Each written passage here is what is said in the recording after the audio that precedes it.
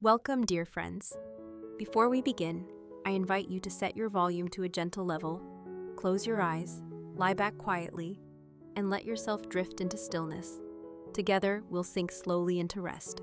Tonight's journey is the very first story in our series, Boring History for Sleep, a calm exploration titled, How Monks Traveled in Peace Across Europe.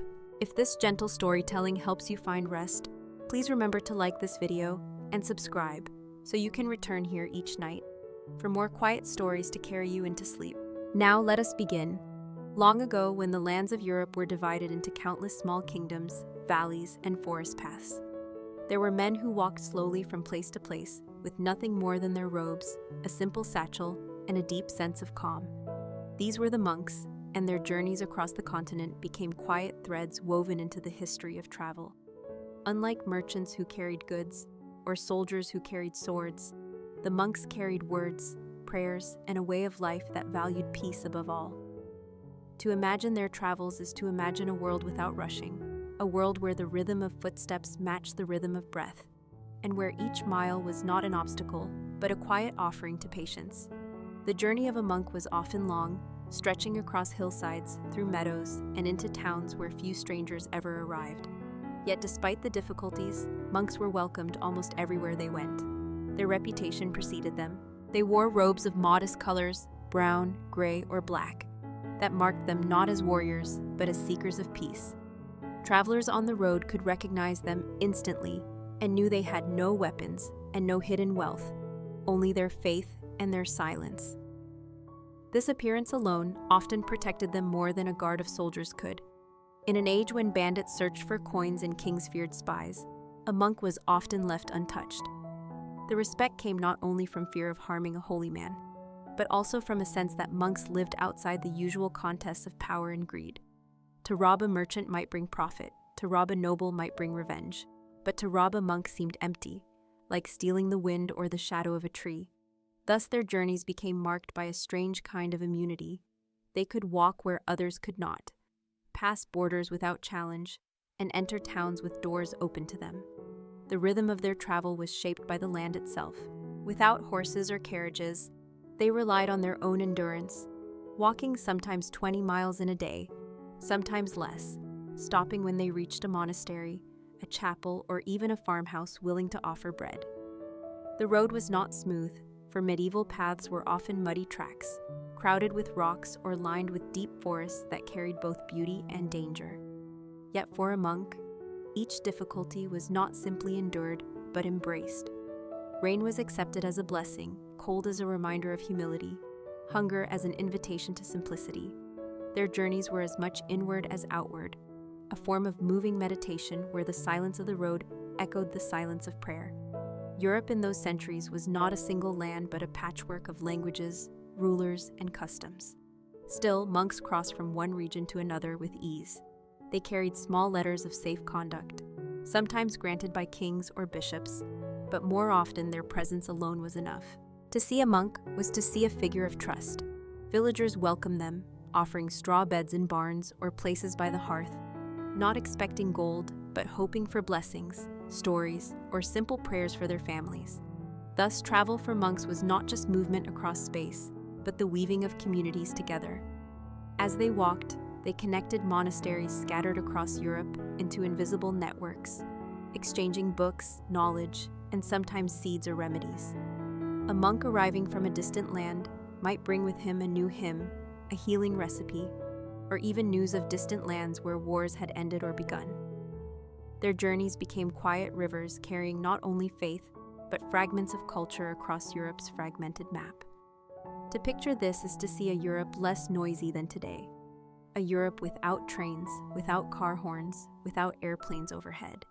Only the slow crunch of sandals on gravel paths, the sound of wind through trees, the call of birds at dawn. For a monk, each day of travel began with prayer before sunrise, a steady walk through morning mist, a pause at midday for bread and water, and the continuation of the journey until dusk, when rest was sought. The peace of their travel was not guaranteed, yet it was remarkable that in an age often marked by violence, monks still found safe passage where others could not. It was as if their very presence bent the rules of the road, reminding people of something beyond war or wealth. Their peace was contagious, and their movement across Europe became both physical and spiritual, leaving traces that can still be felt in the ruins of old monasteries and the winding paths that once carried their footsteps.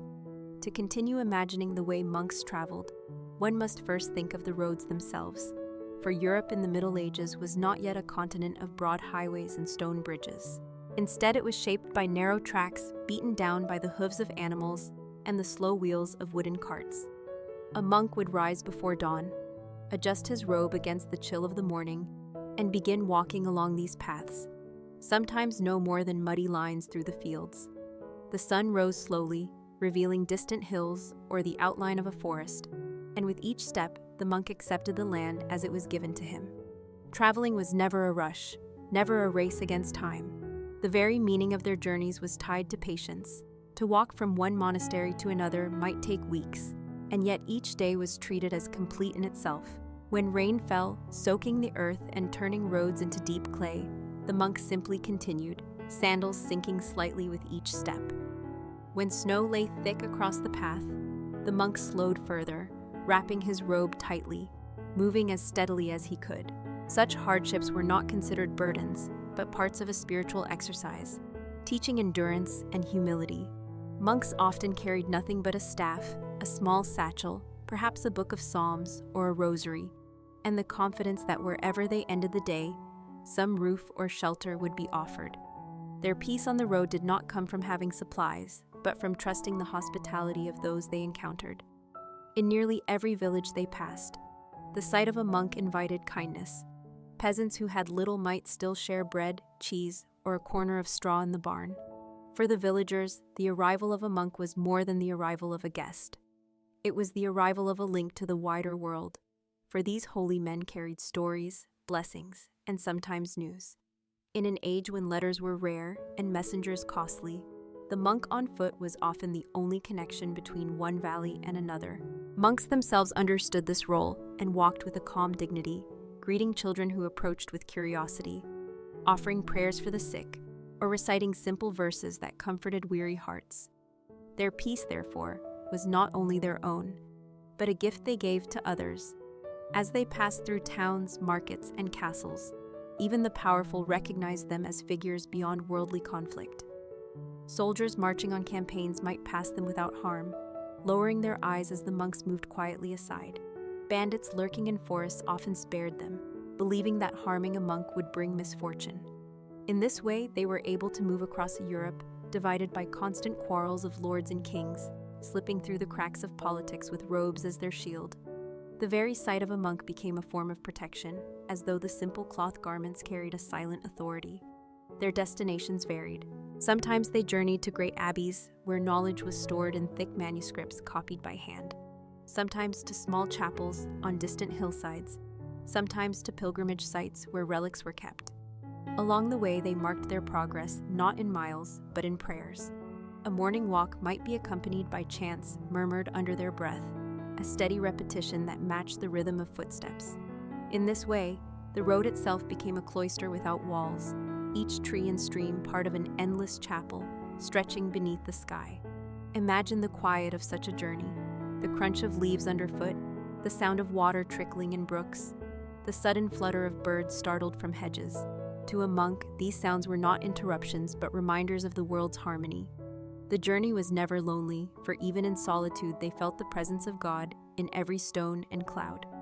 At night, if no monastery was near, they rested in simple places, a peasant's hut, a hayloft, or even beneath the stars if no roof was offered. Their needs were so few that even a crust of bread and a jug of water became feasts, and a blanket or cloak was luxury enough. This acceptance gave them peace, a peace that could not easily be disturbed, for nothing could be taken from men who claimed nothing as their own. Thus each day of travel became an act of faith, not only in their religion, but in humanity itself. The trust that someone, somewhere, would give shelter was almost always fulfilled, for to turn away a monk was rare and considered shameful. And so, across meadows, forests, and mountain passes, monks carried peace with them like an invisible banner. Their footsteps left no monuments, but their presence lingered in the memory of those they met, a memory of calm in a world often filled with unrest. When considering the journeys of monks across medieval Europe, one must also think about the seasons, for each brought its own character to the road. In the soft warmth of spring, the paths were lined with blooming flowers, and the fields were alive with green growth. A monk walking during this time would hear the buzzing of bees, the bleating of sheep on distant hillsides, and the laughter of children playing in village lanes. The air itself carried a freshness that seemed to ease the weight of travel. To such a traveler, spring was not only a season of nature, but also a reminder of renewal, each bud and blossom reflecting the quiet hope that life itself was constantly being restored. Summer, however, was different. The days were long and filled with sun, and while light gave clarity to the road, it also demanded endurance. A monk might walk under a heavy robe while the heat pressed down from above, pausing at streams to cool his hands and face. Yet even this was taken as a lesson in patience. To walk steadily under the summer sun was to learn balance, to accept that the body tires, but the spirit continues. The generosity of villagers was more abundant in summer, for fields offered more food, and monks often received bread baked from fresh harvests, fruits from orchards, and cool water from wells. Autumn shifted the rhythm once more. The land turned golden, leaves fell in quiet spirals, and the smell of wood smoke drifted from cottages preparing for colder days. Monks traveling during this time often carried the sense of harvest with them, seeing in each sheaf of grain the fruits of labor and the cycles of time. They too became gatherers, not of crops, but of experiences, of prayers, of encounters that would be carried back to their home monasteries.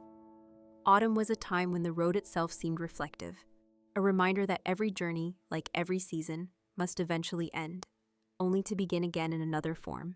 Winter was the hardest of all. Snow covered the paths, rivers froze, and nights grew long and bitterly cold. To walk during winter demanded true endurance. Monks wrapped themselves in layers of wool, often relying on the hospitality of monasteries spaced across the land, for the dangers of sleeping in the open were great. Yet winter too was a teacher. It stripped life to its essentials, reminding monks that warmth, bread, and shelter were gifts never to be taken for granted. The stillness of snowy fields mirrored the stillness of their prayers, and the silence of frozen forests became another form of meditation. In this way, the seasons shaped the rhythm of their travel, turning the entire continent into a vast spiritual landscape where every change in weather was part of the lesson. Beyond the seasons, the monks also relied on landmarks to guide them. Roads in those days had few signs, and maps were rare and often imprecise. Instead, they followed rivers, ridgelines, and well-worn pilgrimage paths. The sight of a distant church steeple, rising above fields and forests, was not only a guidepost, but a promise of shelter. Bridges, often built by the labor of monks themselves, stood as points of connection, linking valleys and making journeys safer for those who came after. Many monasteries built along trade routes deliberately opened their doors to travelers, acting as way stations of peace in lands otherwise uncertain. Hospitality was considered sacred. To refuse lodging to a weary traveler, especially a monk, was seen as uncharitable, even sinful. And so, the network of monasteries became like a web across Europe, each one a beacon where weary travelers found food, rest, and safety.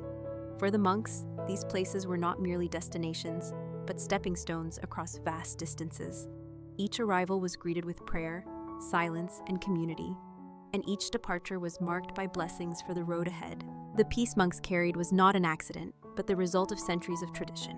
From Ireland to Italy, from Spain to the Alps, their way of travel remained simple and yet profound. They walked not for riches, not for conquest, but for the slow work of faith, study, and service. Their presence along the roads of Europe turned travel itself into an act of devotion. Even centuries later, traces of their footsteps remain in the old pilgrimage routes, in the stone bridges that still span rivers, and in the quiet ruins of abbeys now standing silent among fields. To imagine them moving steadily across the landscape is to imagine a kind of Europe that was both fragile and enduring, full of struggles yet touched by moments of peace that seemed timeless. To understand the calm endurance of monks on the road, it is important to picture not only the paths they walked, but also the rhythm of their days. A monk's journey was never hurried, for haste was seen as a form of restlessness, and restlessness was the opposite of peace. At dawn, before the first light fully broke across the horizon, the monk would pause to pray, standing or kneeling at the edge of a field or beneath the shelter of a tree. These prayers set the tone for the day, reminding him that the road was not simply a physical route, but a continuation of spiritual practice. As the morning stretched into midday, the monk's pace remained steady, not swift but constant, each step measured, as though the body itself had learned the value of patience. Unlike merchants who counted the miles until the next market, or messengers who rode horses to beat time, the monk's purpose was never to arrive quickly, but to arrive faithfully. And so his walk across the continent became almost timeless, marked less by hours than by the rising and setting of the sun. Meals during travel were simple, often nothing more than bread carried in a satchel or offered by a kind household along the way. Water was taken from streams, wells, or fountains in village squares, and on rare occasions, wine or ale might be given as a gesture of hospitality. These small gifts of food and drink became not just nourishment, but reminders of generosity. To the monk, every crust of bread was proof of God's providence, every shared meal a small communion that tied strangers together. The monk did not carry coins, for money was seen as a burden and a temptation. His true wealth was trust, and that trust was rarely betrayed.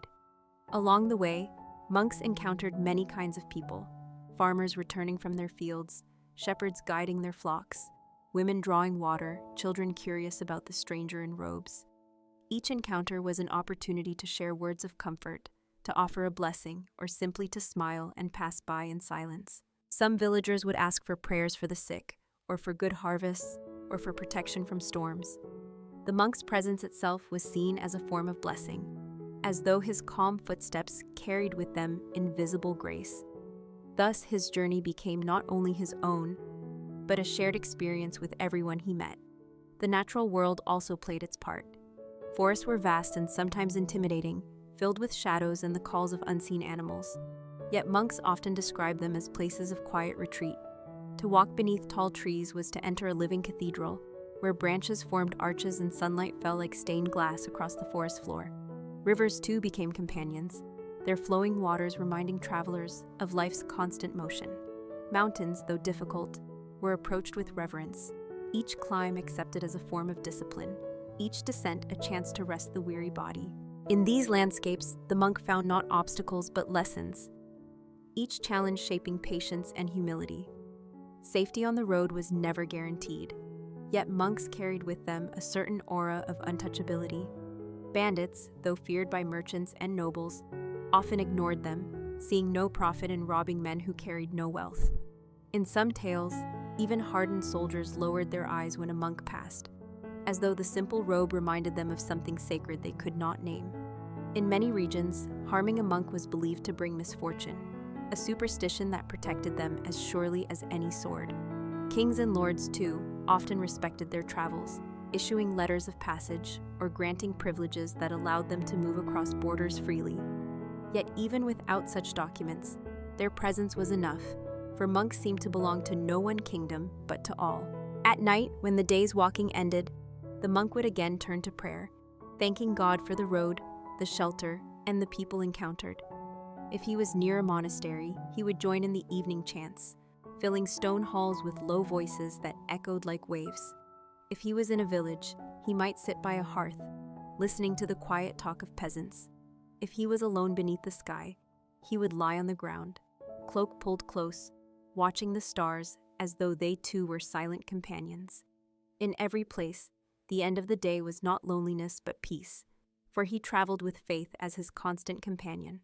Thus, the life of a traveling monk unfolded, not in dramatic events, but in the steady rhythm of quiet persistence. Each day looked much like the one before, and yet each was full of meaning. The repetition itself became sacred, turning the act of walking into a prayer without words. Across Europe, from valley to valley, from river to river, monks carved invisible paths of peace that linked countless lives together. Their journeys may seem slow to us now, but in their slowness lay a wisdom we can still sense if we pause long enough to listen.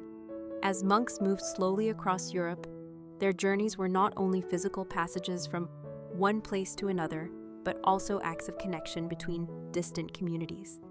In an age when most people never traveled farther than a few miles from their birthplace, the arrival of a monk was a rare link to the outside world. Villagers would often gather to hear news of distant lands, stories of abbeys far away, or even simple descriptions of other villages. To the people, these accounts were treasures, for they expanded the boundaries of imagination beyond the familiar fields and forests. In this way, monks became carriers of knowledge, stitching together a patchwork continent with their quiet footsteps. Books were among the most precious items they carried, though rarely in great number, for manuscripts were heavy and fragile. A single volume of scripture, prayer, or commentary might take months of labor to copy by hand in a monastery scriptorium. To carry such a book across mountains and rivers was not a small task, yet monks accepted it with reverence. These books were not possessions but sacred burdens, and when they arrived at another monastery, they became seeds for learning, copied again by patient scribes, and passed further along the network of faith. Thus, knowledge itself traveled along the same dusty roads, safeguarded by those who owned nothing yet preserved everything. Alongside books, monks also carried songs, chants, and stories. A hymn sung in one abbey might be remembered by a traveler and taught in another, spreading melodies across regions where written music was rare. A parable told in the cloister of Italy might be repeated in the fields of France, reshaped slightly with each telling but always carrying the same spirit. In this way, oral tradition flowed as naturally as rivers, carried by men who valued silence, yet spoke when words could comfort or teach. Even remedies and cures traveled with them. Many monasteries cultivated herb gardens, and monks learned the uses of plants for healing wounds or easing fevers. When they traveled, they sometimes shared this knowledge with villagers, passing on recipes for simple salves, teas, or poultices. These small exchanges often saved lives, making the presence of monks both spiritual and practical. The reputation of monks as healers added to the welcome they received, for to host such a traveler meant not only receiving blessings, but also gaining wisdom that could ease suffering. Yet for all the gifts they carried, monks themselves asked for little. Their needs were few: a place to rest, food enough to continue the journey, water to drink. Their contentment and simplicity impressed those they met, for in a world where most struggled against hunger or hardship, these travelers seemed untouched by fear of loss. The secret, perhaps, was that they had already surrendered the desire for possessions. To rob them was to gain nothing, to give to them was to lose little, but to welcome them was to share in a sense of peace that lingered after they left. The roads they walked were sometimes dangerous, but monks traveled with faith as their shield. When storms came, they huddled beneath cloaks or found refuge under trees. When rivers swelled with rain, they crossed carefully or waited for waters to subside, patient in the knowledge that every flood eventually passed. When wolves howled in the forests, they pressed on, trusting that nature itself was not an enemy, but a companion. In time, even danger became another teacher, reminding them of the fragility of life and the strength of perseverance. Monks also walked together at times, for although many journeys were made alone, traveling in small groups added safety and companionship. In pairs or trios, they shared prayers aloud, chanting softly as they walked, their voices blending with the wind and footsteps. To hear such chanting on a lonely road must have been a hauntingly beautiful sound, a reminder that the sacred could be found anywhere, even in the wilderness. Pilgrimage routes often carried the heaviest flow of monks. These were paths that led to holy sites, to relics, to shrines where thousands came seeking miracles. The roads to Santiago, Canterbury, and Rome were lined with chapels and hostels built to receive pilgrims. And monks traveling such routes became both guides and companions to lay people on the same paths. The mingling of voices, prayers, and footsteps turned these routes into living rivers of devotion, where strangers walked side by side and faith was renewed with every mile. Even when monks did not travel to famous shrines, their movements echoed the same spirit of pilgrimage. Every journey, whether long or short, became a symbol of the greater journey of life, a reminder that the road itself was holy. In this way, the peaceful travel of monks across Europe was more than transportation. It was a thread of continuity in an uncertain world, a quiet assurance that beyond the wars, the hunger, and the divisions of kingdoms, there was still a path of peace trodden by men in simple robes, moving steadily towards something eternal. The quiet endurance of monks upon the long roads of Europe also reflected the deep rhythm of time itself, for their steps were not hurried by deadlines, nor broken by the weight of possessions. To imagine such travel is to imagine a life shaped by patience, where the road was not something to be conquered, but something to be accepted. A monk's pace might appear slow to modern eyes, yet in the stillness of that era it carried its own strength. With every step, they wove together a spiritual geography, linking villages, valleys, and kingdoms not by armies or trade, but by faith and memory. One of the most remarkable aspects of their travel was the way hospitality met them at nearly every turn. In an age when inns were scarce and often unsafe, monasteries became the trusted havens of the road. Each monastery had its guest house, a place where weary travelers, noble or poor, could rest. Monks traveling from afar would be received with even greater warmth, for the bond between monastic houses was strong, transcending borders and languages. A monk arriving at a distant abbey could expect to be welcomed not as a stranger, but as a brother. Bread would be set before him, water or ale to refresh him, and a bed prepared, often little more than a simple straw mattress, but to the traveler it was abundance. The rule of Saint Benedict, guiding many monastic orders, instructed that all guests were to be received as though Christ himself had arrived at the door. This spirit of hospitality made the journeys of monks possible, ensuring that no matter how far they wandered, there was always a place where peace awaited. The roads themselves grew safer because of these networks. Pilgrims, merchants, and even envoys of kings often traveled the same paths as monks, and the presence of religious figures lent reassurance to others. To see a monk walking ahead was to believe that the way was safe, that bandits would hesitate, that strangers would offer kindness rather than suspicion. In this way, the monks did not only find peace for themselves, but created an atmosphere of peace for all who shared the road. Their manner of walking was itself a lesson. Head bowed slightly, eyes lowered or gazing softly at the ground before them, hands sometimes clasped or holding a staff. They seemed absorbed in contemplation. The world around them was not ignored but filtered through prayer. Birds flying overhead, clouds shifting in the sky, the changing smell of earth after rain. Each was taken as a gentle reminder of God's creation. Silence was their companion, broken only by the soft sound of sandals on dirt or gravel, or by murmured chants that rose and fell with the rhythm of their breathing. To follow such travelers with the mind's eye is to feel time slow, to sense the road not as a barrier, but as a quiet unfolding of presence. Though they traveled lightly, monks sometimes carried small tokens that symbolized their mission. A wooden cross, a pouch with relics, a simple bell used in processions. These objects marked them as servants of faith, but also reassured those who met them that they belonged to no worldly cause. Their lack of weapons made them vulnerable, and yet it was precisely this vulnerability that shielded them. To harm a monk was to risk the anger of heaven, a thought that even the hardest men hesitated to test. And so they moved with a freedom rare in that time, respected by peasants and lords alike. In return, monks often offered blessings to households, prayers for the harvest, or guidance to those troubled in conscience. They were, in a sense, traveling bridges, bringing solace from one place to another. Their peace was not passive but active, radiating outward in quiet ways that strengthened the fabric of community. Nights on the road deepened this sense of simplicity. When monasteries were too far and villages scarce, monks often slept under the sky. Cloaks pulled tightly, staff by their side, they would lie upon the earth itself, watching stars drift across the heavens. To them, the vast canopy above was no threat, but a reminder of eternity. Insects hummed, night birds called, and the air cooled around them. Such moments, far from comfort, were filled with serenity.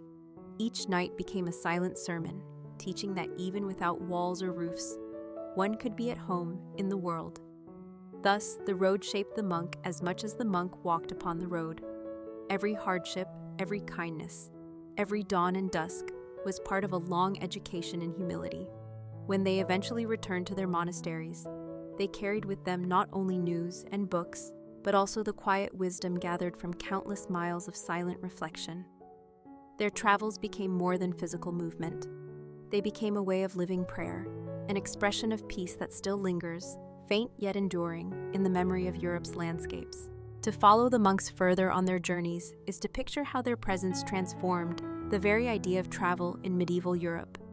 For many in those centuries, the road was a place of fear, full of unknown dangers, sudden storms, and the threat of strangers. Yet when a monk appeared upon the path, the fear seemed to soften. His robe and staff marked him not as an enemy, but as a man of peace. And so the road itself seemed to change. Villagers who might have turned away a soldier or refused a merchant often opened their doors when a monk approached, believing that to offer shelter was to welcome a blessing into the household. In this way, the monks slowly built a culture of trust along the roads, and the memory of their footsteps lingered long after they had passed. It is worth remembering that these monks were part of larger networks of monasteries that stretched like quiet constellations across Europe. From Ireland to the eastern frontiers of the Holy Roman Empire, from the hills of Spain to the valleys of Italy, each abbey or priory stood as both a spiritual center and a waypoint for travelers.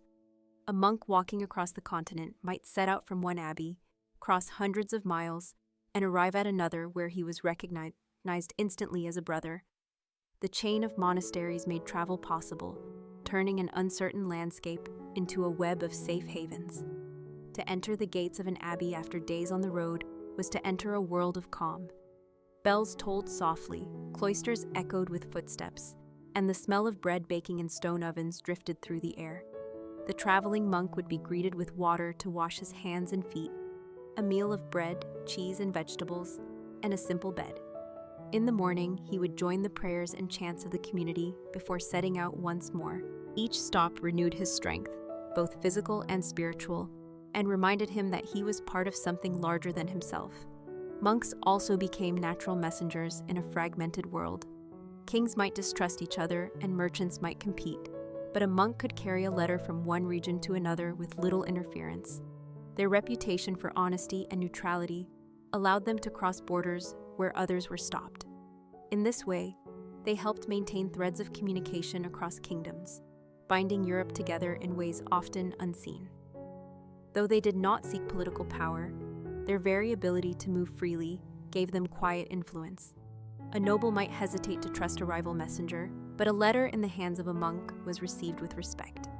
Their travel was therefore both humble and essential, keeping knowledge, words, and goodwill flowing across fractured lands. Along the roads, monks often paused to pray at wayside crosses or chapels, many of which still stand today in quiet corners of Europe.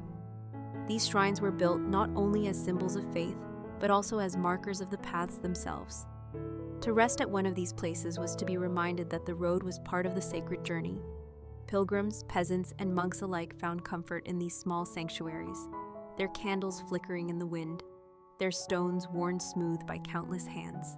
In stopping to pray, monks reinforced the sense that every step was part of a pilgrimage, that travel itself was devotion.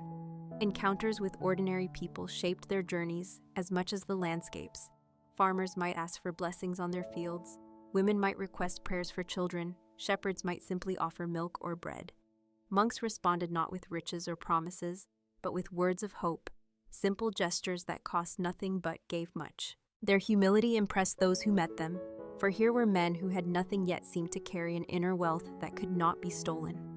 The memory of such encounters stayed with villagers long after. Stories passed down that a holy man once walked this road and blessed our home. To walk in the shadow of a monk was to feel safer, calmer, and connected to something beyond the struggles of daily life. The roads themselves became softer under such steps, as though the weight of violence and suspicion was lifted, replaced by the gentleness of faith. To picture Europe in those times is to imagine forests darker, mountains wilder, rivers wider than they appear today. Yet monks moved through them with quiet strength, their sandals leaving marks that faded quickly in the earth, but remained in memory. In their journeys we find a vision of peace, not as something given by kings or enforced by armies, but as something carried by individuals, step by step, across the land. When we imagine the monks who wandered patiently across Europe, it is easy to think only of their footsteps and the quiet roads beneath them. Yet their journeys were also shaped by the encounters that filled the long hours of travel. A monk might walk for half a day in silence, hearing nothing but the sound of his sandals against dirt, and then suddenly meet a traveler coming the other way, a merchant with a cart, a farmer driving oxen, or a pilgrim seeking a distant shrine. In these brief exchanges, words were few, yet they often carried deep meaning. To ask about the condition of the road ahead, to share a piece of bread, to exchange a blessing, such small gestures created bonds stronger than many formal agreements. Each meeting reminded the monk that he was part of a larger world, connected by the simple fact of shared journeys. Over time, certain routes became well known not only to traders and armies, but also to the monastic travelers. Pilgrimage roads, for example, offered both familiarity and safety, for they were dotted with shrines, chapels, and hospices. The roads to Santiago de Compostela in Spain, to Rome in Italy, or to Canterbury in England became rivers of faith, where monks walked among peasants, nobles, and foreigners, all bound by the same direction. To walk in such company was to feel the presence of a community larger than any single abbey. Yet not all roads were so populated. Many journeys led through remote mountains or deep forests where silence ruled. In those places, the monk was alone with the landscape, and each step became an act of contemplation. He might pause to watch a hawk circling overhead, or to notice how the light shifted through the trees, or to rest beside a stream whose water mirrored the sky.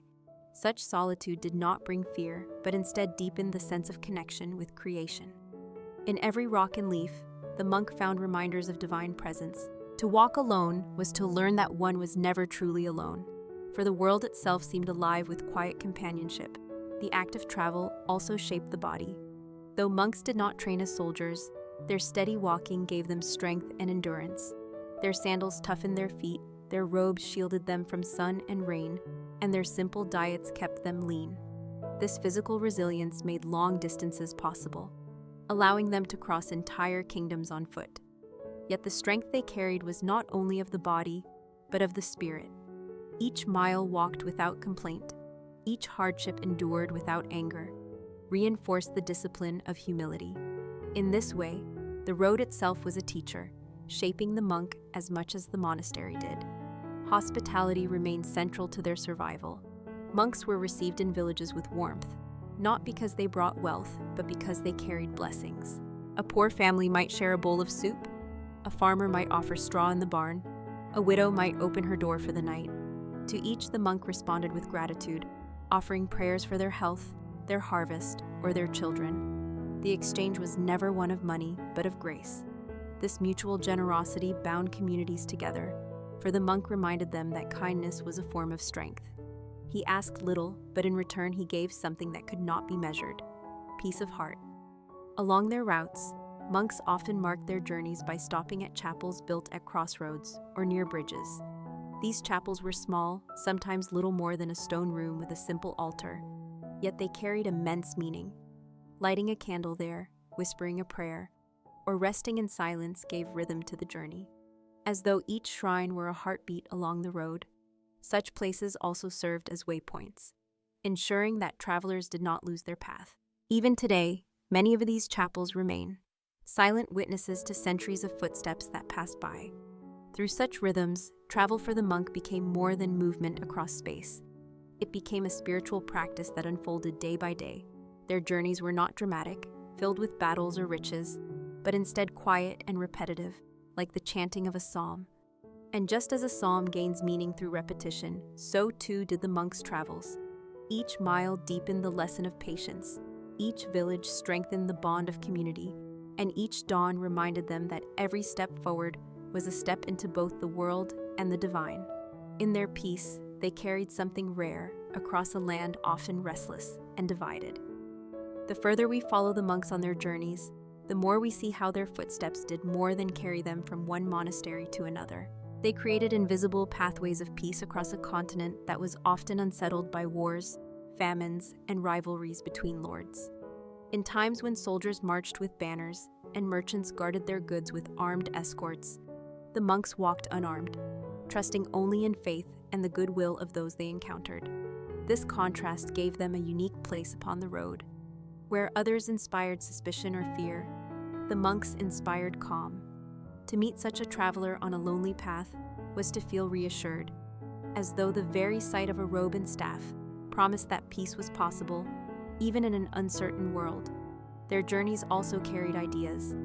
At a time when most people lived and died in the same village, monks crossed borders and languages with ease.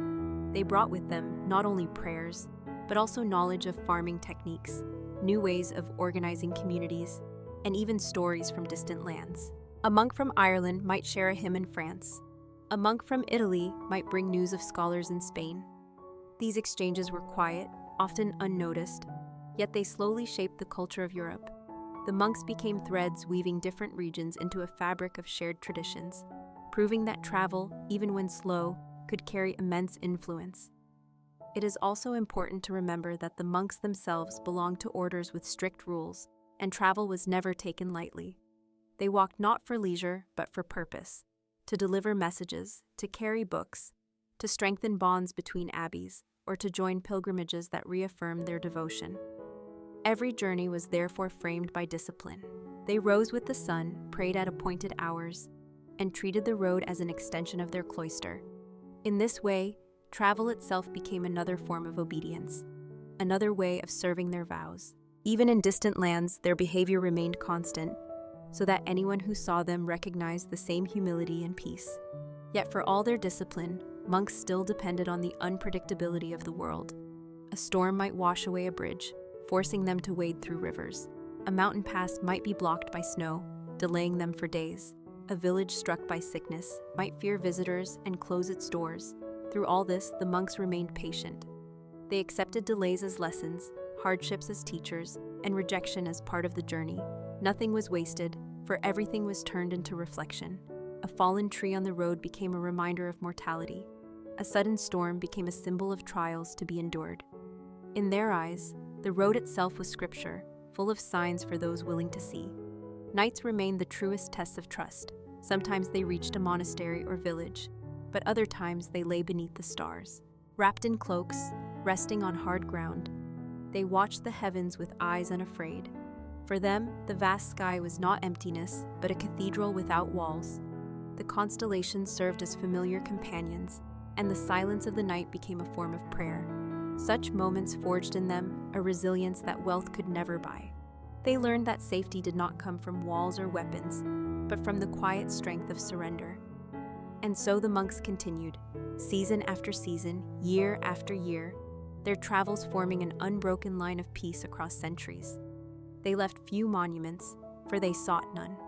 Instead, they left impressions in memory, in the lives they touched, in the knowledge they shared, in the prayers whispered on countless roads. Even today, the ancient pilgrimage paths that stretch across Europe echo faintly with their presence.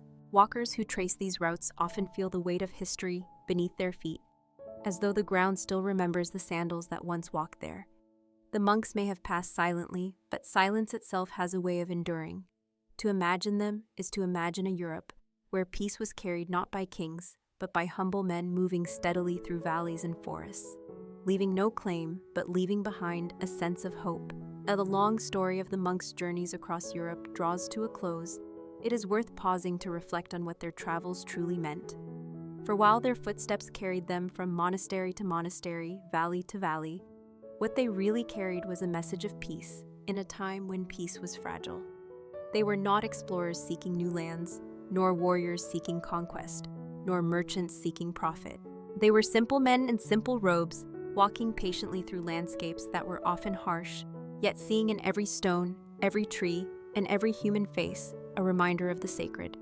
Their journeys remind us that peace does not always come with banners or declarations, but often in the quiet persistence of those who choose to live gently. To imagine a monk moving across a medieval road is to imagine a figure of quiet constancy. He wakes before dawn, whispers his prayers, takes up his staff, and begins again, step by step, mile by mile, with no certainty of where he will sleep, but with full certainty of why he walks. The road itself becomes his teacher, teaching him patience through rain, humility through hunger, and resilience through weariness.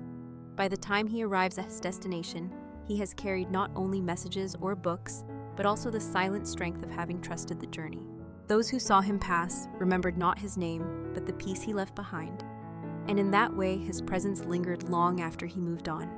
Europe was vast and divided in those centuries, but monks helped to stitch it together.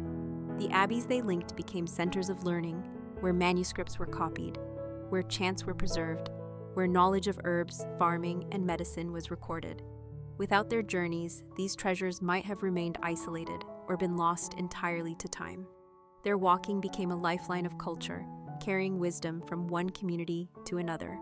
And yet they asked for so little in return: a corner of straw, a crust of bread, a place by the fire. Their poverty was their protection, for those who carry nothing cannot be robbed, and those who demand nothing cannot be resented. In this way, they transformed weakness into strength, creating a form of freedom that few others enjoyed. Even rulers recognized this, granting them safe passage across borders, for the sight of a monk was never a threat, but always a reassurance. To picture the last moments of a day, uwafaki, in the life of a traveling monk, is to see him sitting quietly by the side of a road as the sun sets. The sky glows orange, then fades into blue, and birds return to their nests. He removes his sandals, rests his tired feet, and offers a final prayer of thanks for the day, for the people he has met, for the bread he has eaten, and for the miles yet to come. As darkness deepens, he lies back and watches the stars, finding in their stillness the same peace that has guided his steps. Tomorrow he will rise and walk again, and the day after that, until his journey ends not on a road but in eternity. The peace of his travels remains a reminder to us that the world, though vast and often restless, can be crossed with gentleness. His example whispers that strength is not always in speed, that safety is not always in weapons, and that progress is not always measured by wealth. Sometimes, true progress is measured by the ability to walk through the world without leaving fear behind, only calm. And so, as we let the image of these monks fade slowly into memory, we understand that their journeys were never only about reaching destinations. They were about transforming the road itself into something sacred, turning every mile into a prayer, every meeting into an exchange of grace, and every hardship into a lesson in endurance. Their footsteps may be gone, but their peace lingers in the paths, in the chapels, in the monasteries that still stand, and even in the silence of the countryside, where once their voices sang softly in the wind. To remember them is to remember that peace can be carried quietly, without armies or riches, step by gentle step, across the whole of a continent. And so, our story has gently come to an end. Before we begin the next journey, may I ask you for a like and a subscribe, so you can always return here each night. Now let us continue together with the next story in our series, Boring History for Sleep. Tonight, we turn to the vast Pacific and to the stars that guided Polynesian voyages, far across the endless blue of the Pacific Ocean.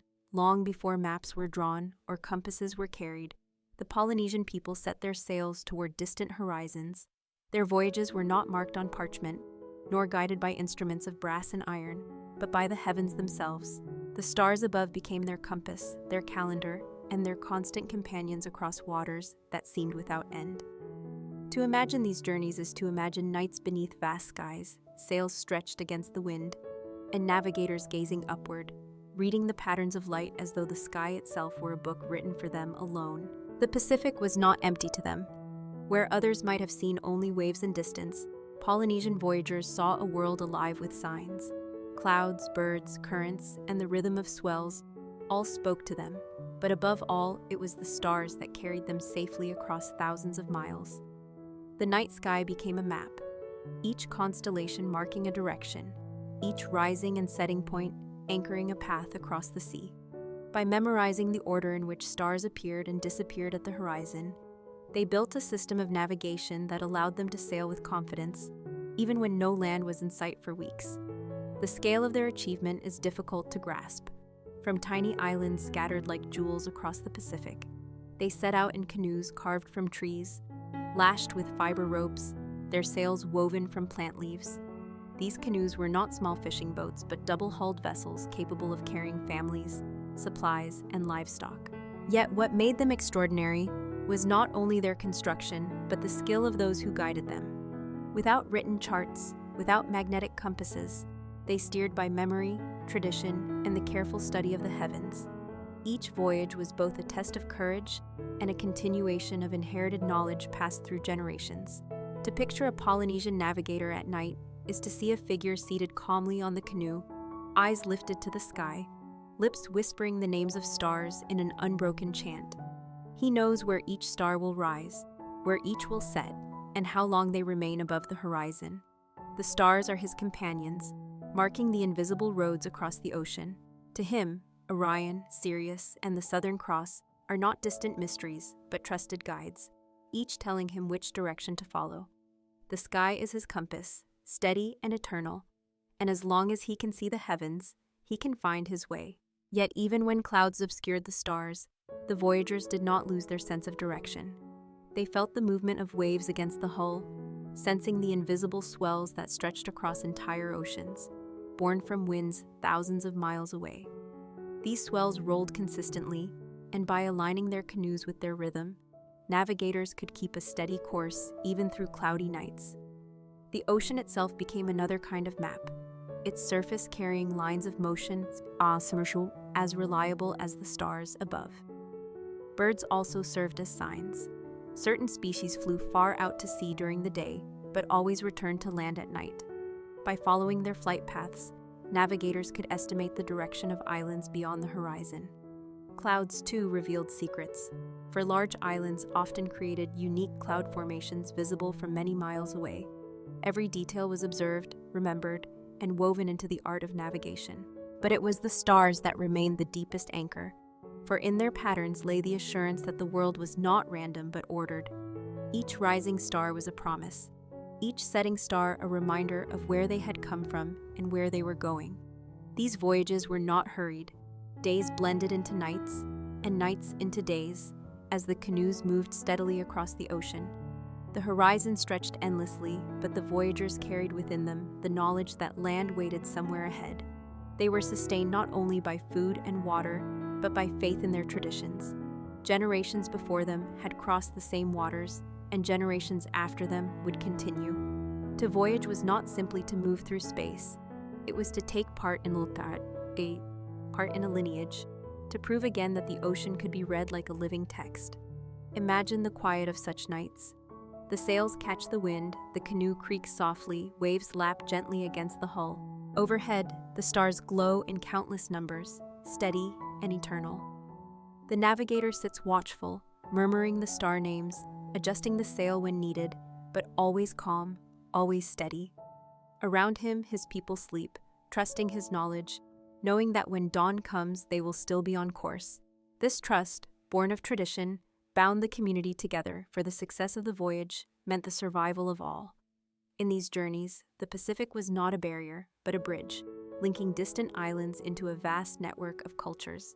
The stars made this possible, giving the voyagers courage to push beyond horizons, to discover new lands, and to weave the Pacific into one of the greatest stories of exploration in human history. To continue imagining the long voyages of the Polynesian people, one must picture the canoes themselves, for they were the vessels that carried families, dreams, and traditions across the vast Pacific. These were not small, fragile boats, but carefully crafted double-hulled canoes, built with knowledge passed down over centuries. Each canoe was carved from strong wood, joined with fiber ropes made from coconut husks, and sealed with natural resins. Their sails, woven from pandanus leaves, caught the steady winds of the ocean and carried them forward mile after mile.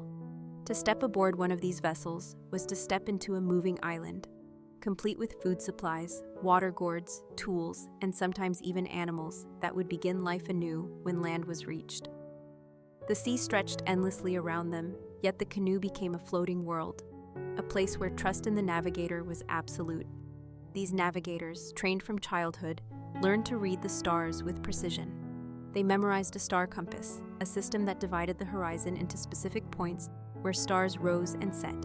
By following these points, they could steer the canoe straight, even when no land was visible. To them, the sky was a vast chart, alive with directions.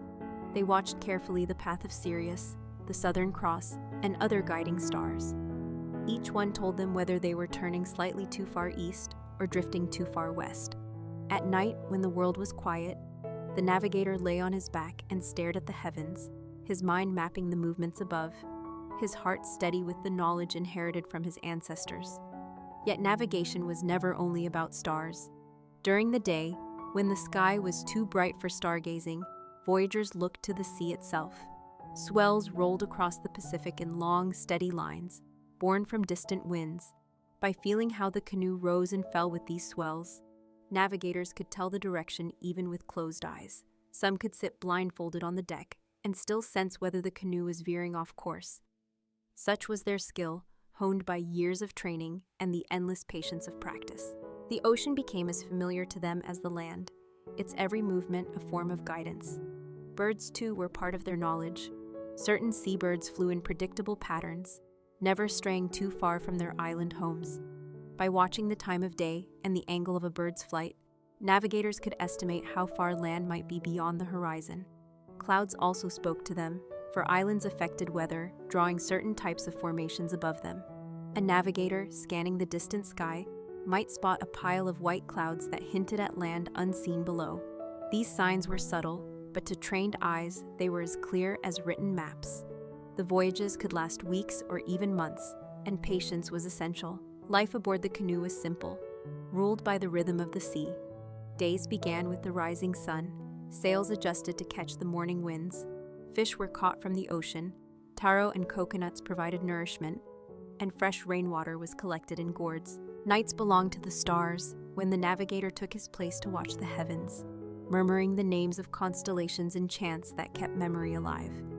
These chants were not merely recitations, but living lessons, sung from generation to generation, ensuring that no knowledge was lost. In this way, navigation was both science and song, both art and inheritance. The courage of these voyages cannot be overstated. To leave the safety of an island and sail into the open Pacific demanded extraordinary trust. Yet for Polynesian voyagers, the sea was not an enemy, but a pathway.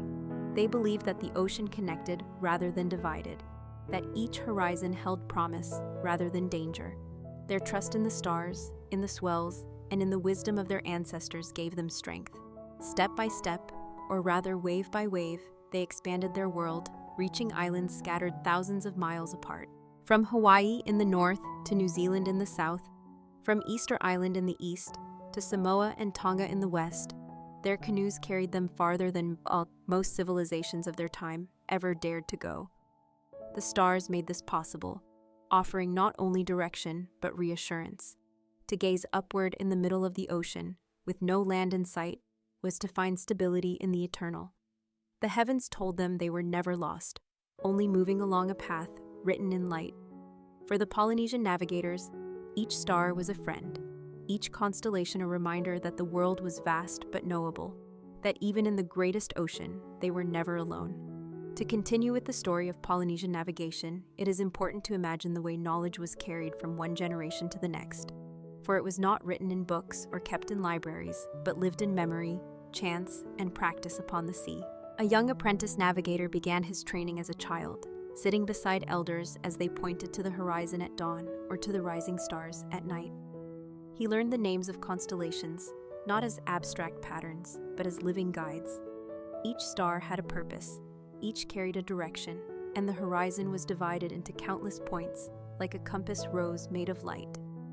Apprentices memorized the order in which stars rose, tracing arcs across the sky, and the exact moment when they dipped below the ocean. This memorization was reinforced by chants, repeated softly so that the rhythm of the words carried the rhythm of the stars. By the time a child grew to adulthood, the star compass was etched so deeply into his mind that he could recall it even with eyes closed. It was not only the stars that they memorized. The sea itself was taught like a language. Children were placed in canoes and told to feel the swells with their bodies, to notice the direction of waves, the change in their strength, the subtle differences that hinted at distant winds. They were taught to close their eyes and sense whether the canoe was drifting off course, learning to trust not sight but touch and balance. These exercises trained their bodies to become instruments as precise as any compass. A skilled navigator carried the map of the ocean not on parchment, but within his own senses. When they set sail for distant islands, all of this knowledge came together. A navigator sat quietly at the stern, observing stars, swells, clouds, and birds, weaving them into a constant awareness of direction. If the night was clear, he steered by the stars, aligning the canoe with a chosen constellation. If clouds covered the heavens, he relied on the feel of the swells against the hull. If dawn broke, he looked for the flight of seabirds or the formation of clouds over unseen land. Each sign confirmed or corrected the course, and his calm guidance kept the vessel steady. The people trusted him fully, for their lives depended on his memory and judgment. Navigation was not simply technique, it was responsibility, a sacred duty to carry the community across the ocean safely. Life on these voyages was shaped by simplicity and patience. Families aboard the canoes organized their days around fishing, preparing food, repairing sails, and collecting rainwater. At night, the deck of the canoe became a place of rest, with mats spread beneath the open sky. Children fell asleep to the sound of waves and the murmur of navigators chanting the names of stars. Even in such vulnerability, there was peace, for everyone knew that the stars above were constant and that the ocean, though vast, could be read like a familiar book. These voyages demanded courage, for storms could rise suddenly, winds could change, and days could pass with no sign of land. Yet the Polynesians faced these challenges with remarkable calm. They believed that the ocean was a pathway meant to be crossed, that the stars were given to guide them, and that trust and tradition would carry them through. When waves rose high, they adjusted the sails. When winds shifted, they realigned the canoe. Each problem was met not with panic but with patience, for they understood that endurance was as vital as skill. To imagine such a voyage is to imagine endless horizons, the line of sea and sky unbroken in every direction. Yet within that immensity, a navigator sits certain of where he is. He does not see emptiness but a world full of signs. To him, the stars overhead form highways, the swells beneath his canoe form steady tracks, and the flight of birds forms arrows pointing to land. His mind weaves all these together, turning the vast Pacific into a living map. And so, voyage after voyage, island after island, the Polynesians expanded their world. They discovered and settled some of the most remote places on Earth, reaching Hawaii, New Zealand, and Easter Island long before others dared to attempt such distances. Their achievement was not born of chance, but of skill, patience, and an unbroken trust in the stars. Even now, centuries later, the knowledge of these navigators continues to inspire, reminding us that the greatest tools are not always metal or machines, but the human mind, memory, and spirit, aligned with the eternal patterns of the heavens. To continue the picture of Polynesian voyages, let us turn our eyes more closely to the night sky itself, for it was there that the greatest guidance was found. The Polynesian navigators did not simply look at the stars as scattered points of light. They understood them as a structured map, a living compass that turned above their heads each night. The horizon was divided into many points, each one connected to the rising or setting of a particular star. By memorizing this system, navigators created what is often called the star compass, an invisible grid that allowed them to hold direction even when the ocean offered no landmarks. Imagine standing on a canoe at night with nothing but water in all directions. To most, this would feel like being lost, but to the Polynesian navigator, it was the clearest of maps. He watched as Sirius rose in the east, as Orion's belt tilted toward the horizon, as the Southern Cross pointed steadily toward the south. Each shift of light gave him certainty. When one guiding star sank below the horizon, another rose to take its place. And so the course was never lost. This careful sequence of stars, rising and setting in predictable order, gave the voyagers confidence that no matter how far they sailed, the sky would always lead them home. The chants used in training preserved this knowledge. Navigators recited long verses that named each star, its rising point, its path, and its setting. These chants were sung in rhythm with the rocking of the canoe, embedding the memories so deeply that even in darkness or fatigue, the navigator could recall them without hesitation. In this way, knowledge was carried not on paper, but within the body, passed down through voice and memory across generations. Each voyage became both a test of this memory and a continuation of tradition. Yet the stars were only one part of their wisdom. The voyagers combined celestial navigation with constant attention to the ocean itself. When clouds covered the sky, they relied on swells, those invisible highways that rolled across the Pacific. A skilled navigator could sit in the canoe and feel the rise and fall beneath him, sensing the rhythm of waves that originated thousands of miles away. These swells crossed each other in patterns, some moving east to west, others north to south. And by understanding their intersections, the navigator could hold direction even when the heavens were hidden. The sea spoke as clearly as the sky to those who had learned its language. By day, they watched birds.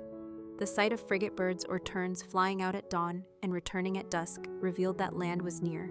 By evening, the direction of their flight gave further confirmation, for birds rarely slept on the open sea. Clouds, too, revealed secrets, their shapes and colors shifting in ways that betrayed the presence of islands. A pile of bright white clouds often gathered above large islands, visible long before the land itself. Reflections on the underside of clouds could even show the color of lagoons below, a sign recognizable to the trained eye.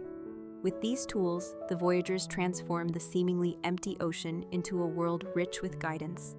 To them, nothing was random. Every star, every wave, every bird had meaning.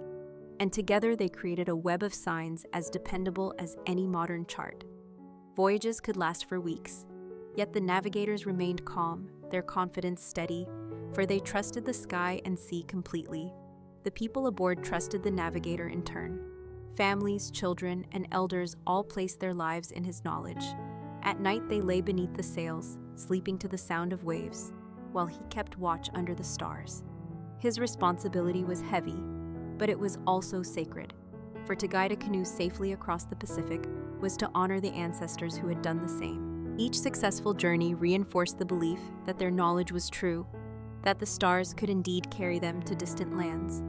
And so the Polynesians reached places that seemed impossible: Hawaii, far to the north; New Zealand, far to the south; Easter Island, far to the east. They settled these islands not by accident, but by deliberate navigation, guided by traditions as old as the songs they sang.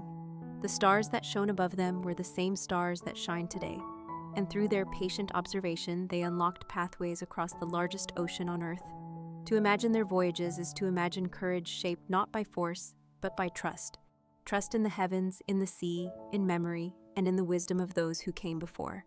It is a reminder that even in the greatest unknowns, guidance can be found if one learns to see with patience and to listen with humility.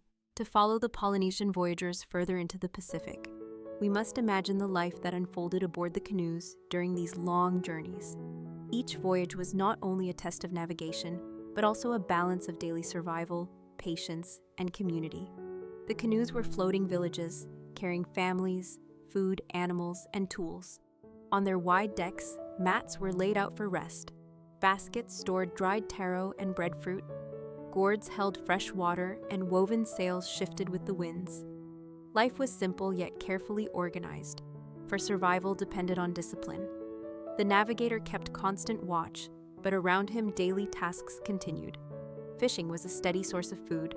Lines dropped into the sea for tuna, flying fish, or smaller catches that were dried and stored.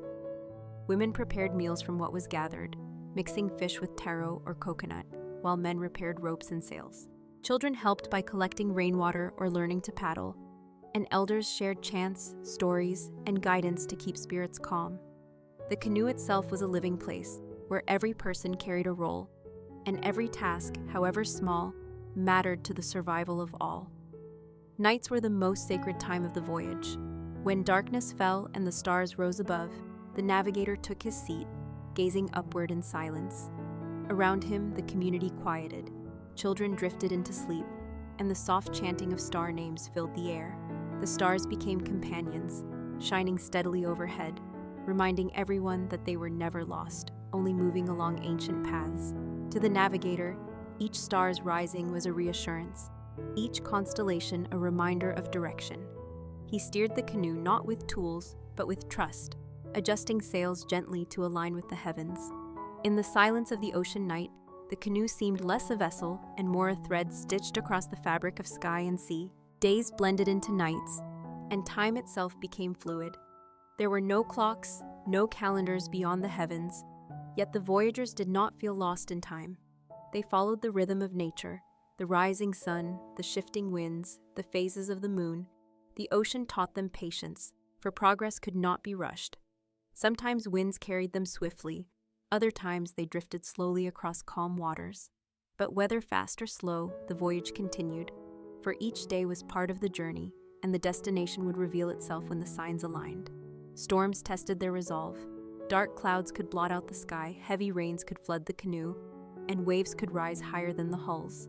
In such times, the navigator remained calm.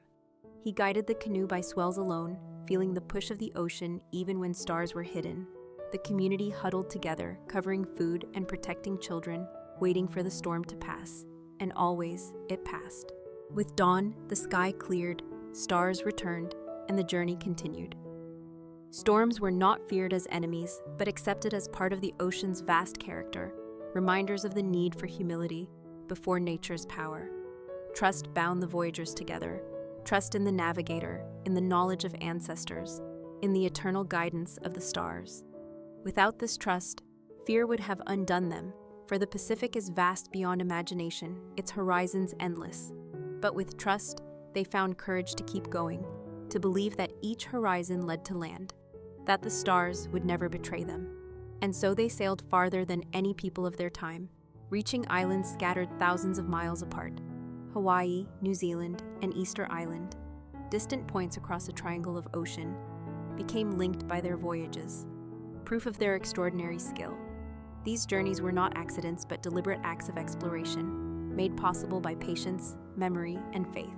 To picture such a voyage is to picture calm perseverance, the canoe gliding across swells, the sails filled with steady wind, and the stars shining above like ancient friends. It is to picture people who carried not weapons or riches, but knowledge and courage, who trusted in what they could not hold in their hands, but could feel in their hearts.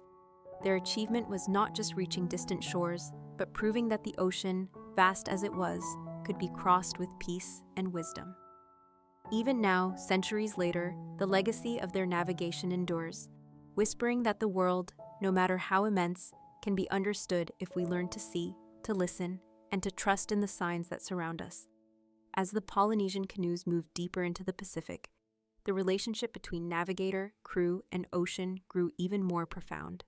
The navigator was not only a guide, but also a guardian of tradition, carrying in his memory a vast store of knowledge that stretched back through countless generations. His role was sacred, for he held the safety of all in his hands, and yet he carried that responsibility with calm dignity. The people aboard looked to him not with fear, but with trust, for his quiet confidence was as steady as the stars themselves. The art of navigation was never treated as a secret belonging to one man alone. It was preserved within families, lineages, and schools of voyaging. Apprentices learned from masters by long observation, listening to chants, watching the horizon, and memorizing every detail of the night sky. They learned to divide the horizon into segments, each marked by the rising or setting of particular stars, so that even without instruments they could steer as precisely as any modern sailor. To the untrained eye, the sky may have looked like chaos, yet to them it was ordered, patterned, and dependable. A skilled navigator could name hundreds of stars and describe exactly when and where each would appear, a living map etched into memory. But the stars were not the only teachers. The ocean itself offered guidance, and the navigators listened with every sense. They felt the rhythm of swells against the hull, the subtle tilt of waves when two patterns crossed, the long pull of currents that stretched across the sea. Their senses became so refined that even when clouds hid the sky, they could still hold the course, guided by touch and instinct as much as sight. The ocean's voice was never silent to them. Every ripple spoke, and they knew how to listen. During long voyages, daily life settled into a rhythm shaped by necessity. Tasks were shared, fishing lines cast into the water, rainwater carefully stored, sails adjusted as the winds shifted. The canoe was both home and vessel, and its survival depended on balance. Too much weight could tip it. Too little discipline could weaken the group, yet harmony prevailed because each person understood the collective bond. At night, families rested while the navigator stayed alert, murmuring chants beneath the stars, his voice blending with the hush of waves. These chants were not mere recitations, but reminders of the lineage of voyagers who had crossed before. In their repetition lay strength, a sense that the navigator was never alone, but always in the company of ancestors. Storms came, as they always did, bringing rain and high winds. But storms were met not with panic, but with preparation. Sails were reefed, ropes tightened, supplies secured. The people gathered together, covering children, shielding food, riding out the fury with patience. For they knew that storms, however fierce, always passed. When the skies cleared, they looked again to the stars, and the journey continued as though nothing had interrupted it. This patience was part of their genius.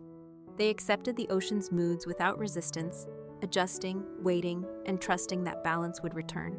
Trust was the essence of every voyage. Trust in the stars, in the ocean, in the navigator, in the wisdom of ancestors.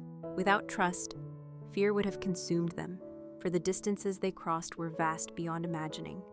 The Pacific is the largest ocean on Earth, yet Polynesian voyagers dared to move across it with confidence, guided by signs invisible to most, but clear to them. They reached islands separated by thousands of miles, places so remote that modern sailors marvel at how such journeys were achieved. Yet to the Polynesians, this was not a miracle, but the fulfillment of knowledge patiently preserved. To imagine them is to see courage expressed not in conquest, but in harmony, not in domination, but in listening. The stars above were eternal companions, steady and reliable, and the ocean below was a pathway alive with signals. Between them, the navigators found their way, proving that the world, however vast, could be understood. Each voyage was a continuation of faith, each successful arrival a reminder that tradition was true. In their calm persistence, the Polynesian voyagers revealed that peace could be carried even across the greatest distances, that human beings, aligned with nature, could achieve the impossible. As the Polynesian voyages stretched farther across the Pacific, the role of the navigator became ever more extraordinary, for he was not only the one who held direction, but also the one who held the spirits of those aboard steady. Each night, as darkness spread across the ocean and the canoe rocked gently with the swells, the people looked to him with quiet faith. He would rise to his place, eyes fixed on the heavens, lips moving softly in chants that name the stars in their endless order. The crew could sleep knowing that someone carried the wisdom of ancestors, that even in the vast emptiness of the sea, they were never truly lost. The navigator carried within his memory the star compass, an invisible wheel that divided the horizon into countless points. He knew which stars rose at which angles, and when one sank below the waves, another would rise to replace it. This succession gave him certainty even on the longest nights. When Sirius set, another star lifted in the east. When the Southern Cross tilted low, other constellations appeared to mark south.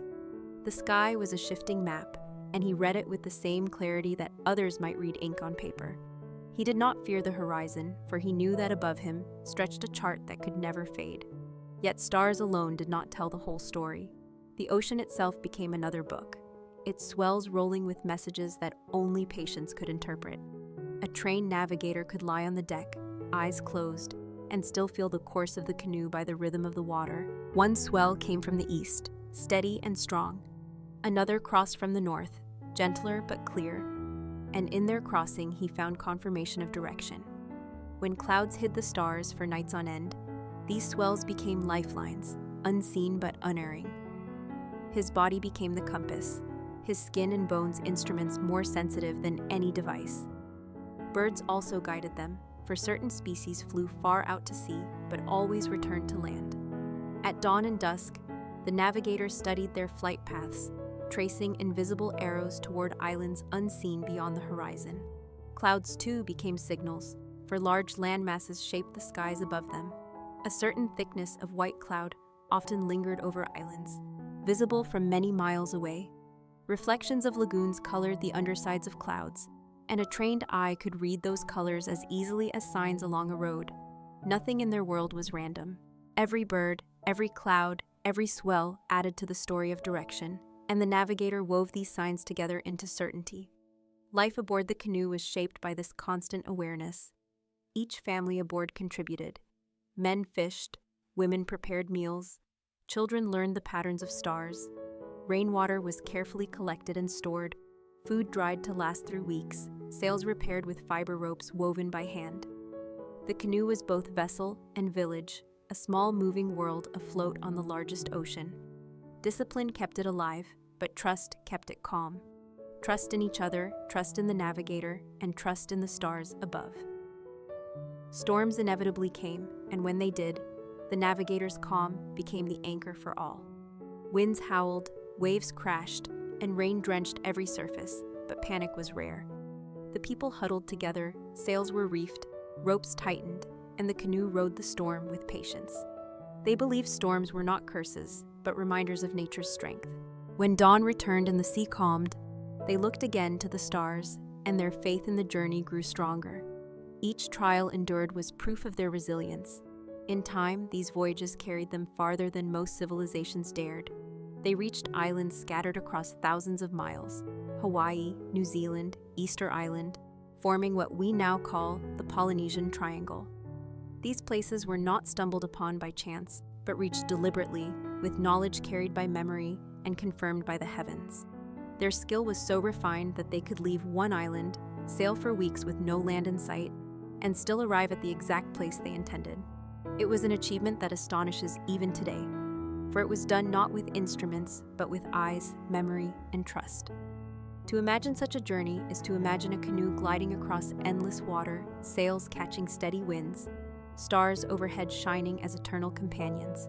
The navigator sits calm, watching the heavens, feeling the swells, listening to the sea. Around him, his people rest, unafraid, for they know that in the vastness of the Pacific they are not lost but guided. Guided by stars, guided by tradition, guided by the deep trust that the world, however immense, carries signs for those willing to see. As the canoes moved deeper across the Pacific, day after day and night after night, the bond between people, vessel, sea, and stars became stronger. The journey was never only about reaching new land, but also about sustaining life along the way. Aboard the double-hulled canoes, balance was everything. Supplies were carefully managed: dried fish stored in woven baskets, coconuts stacked in nets, taro wrapped in leaves to last for weeks. Fresh water collected from rainfall was kept in gourds, each drop precious. Nothing was wasted, for survival depended on careful stewardship. Families aboard the canoe learned to live with patience, to share, to endure hunger when food was scarce, and to celebrate when the nets brought in fish. The voyage was a lesson in discipline, and discipline gave them strength. The navigator remained the constant center. While others worked or rested, he kept his senses open, listening to the language of the sea. He could tell by the feel of the wind against his skin if weather was changing. He could sense by the angle of waves whether the canoe was drifting from its path. At night, when clouds hid the stars, he did not falter but relied on the steady rhythm of swells, the calls of seabirds, and the unseen pull of currents.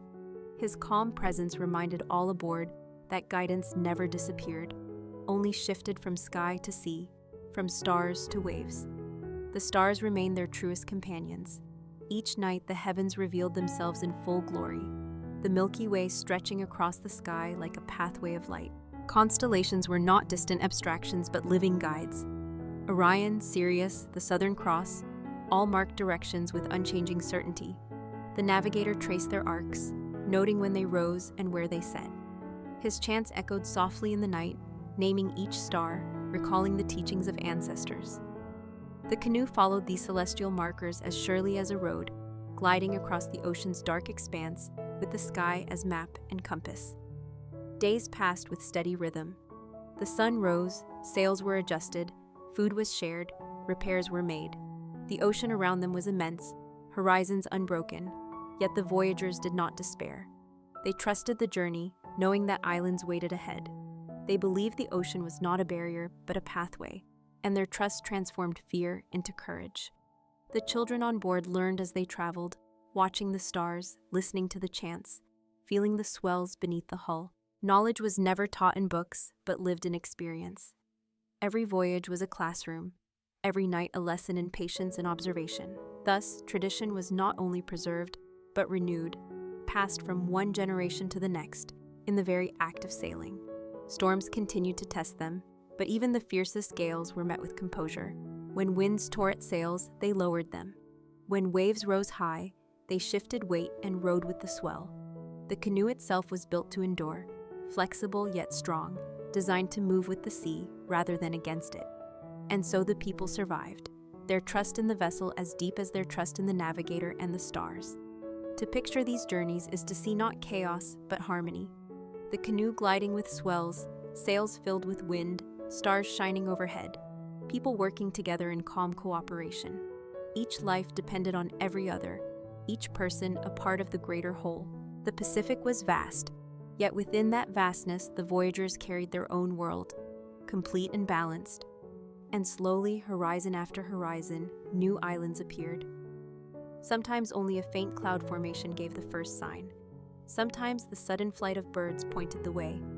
As the canoe drew nearer, the scent of land carried on the wind, the sound of surf grew faintly in the distance, and hope swelled within the hearts of the people. Land was not discovery, but reunion, for they believed the ocean linked all islands together, and each voyage was a return as much as an arrival. These voyages, carried out with patience, discipline, and faith, formed one of humanity's greatest achievements. Long before modern ships and instruments, the Polynesians mapped the largest ocean on Earth with stars, swells, and memory. Each successful crossing proved again the power of knowledge shared through generations. Even today, their legacy endures, whispering that no horizon is empty, that the sky and sea together form a guide for those willing to see. As the canoes journeyed further into the Great Pacific, the stars continued to offer steady guidance, but the voyagers also carried within them the deeper belief that they were never alone upon the sea. To the Polynesians, the ocean was alive, a companion rather than an enemy, and to sail across it was to enter into dialogue with nature itself. Every star overhead, every swell beneath the hull, every bird across the horizon became part of a great conversation. The navigator listened patiently, weaving these voices into a pattern of meaning that guided the canoe forward. Each night he rose to take his post beneath the heavens. With steady eyes he traced the rising of Orion's belt, the shining of Sirius, the tilt of the Southern Cross. He whispered their names as chants, his lips repeating what his ancestors had taught him, not merely as memory, but as living prayer. For in those chants the past lived in the present, and the navigator felt that his hands were held by those who had crossed the same ocean long before. The stars were constant, eternal, and to follow them was to follow the same paths that countless generations had walked upon the sky. Even when clouds obscured the heavens, the navigator's calm did not falter. He placed his trust in the swells, long rolling lines that stretched across the ocean. Some swells came from the east, born of trade winds, others from the south or north, their rhythms steady, their directions unchanging. By feeling the canoe rise and fall, by noticing the crossing of these invisible lines of water, he could still tell where they were. His body became the compass, his senses sharpened by years of training. Around him, the people rested, trusting that his awareness never slept. Life aboard the canoe continued with quiet order. Men fished, women prepared food, children learned by watching, repeating the names of stars, listening to the elders.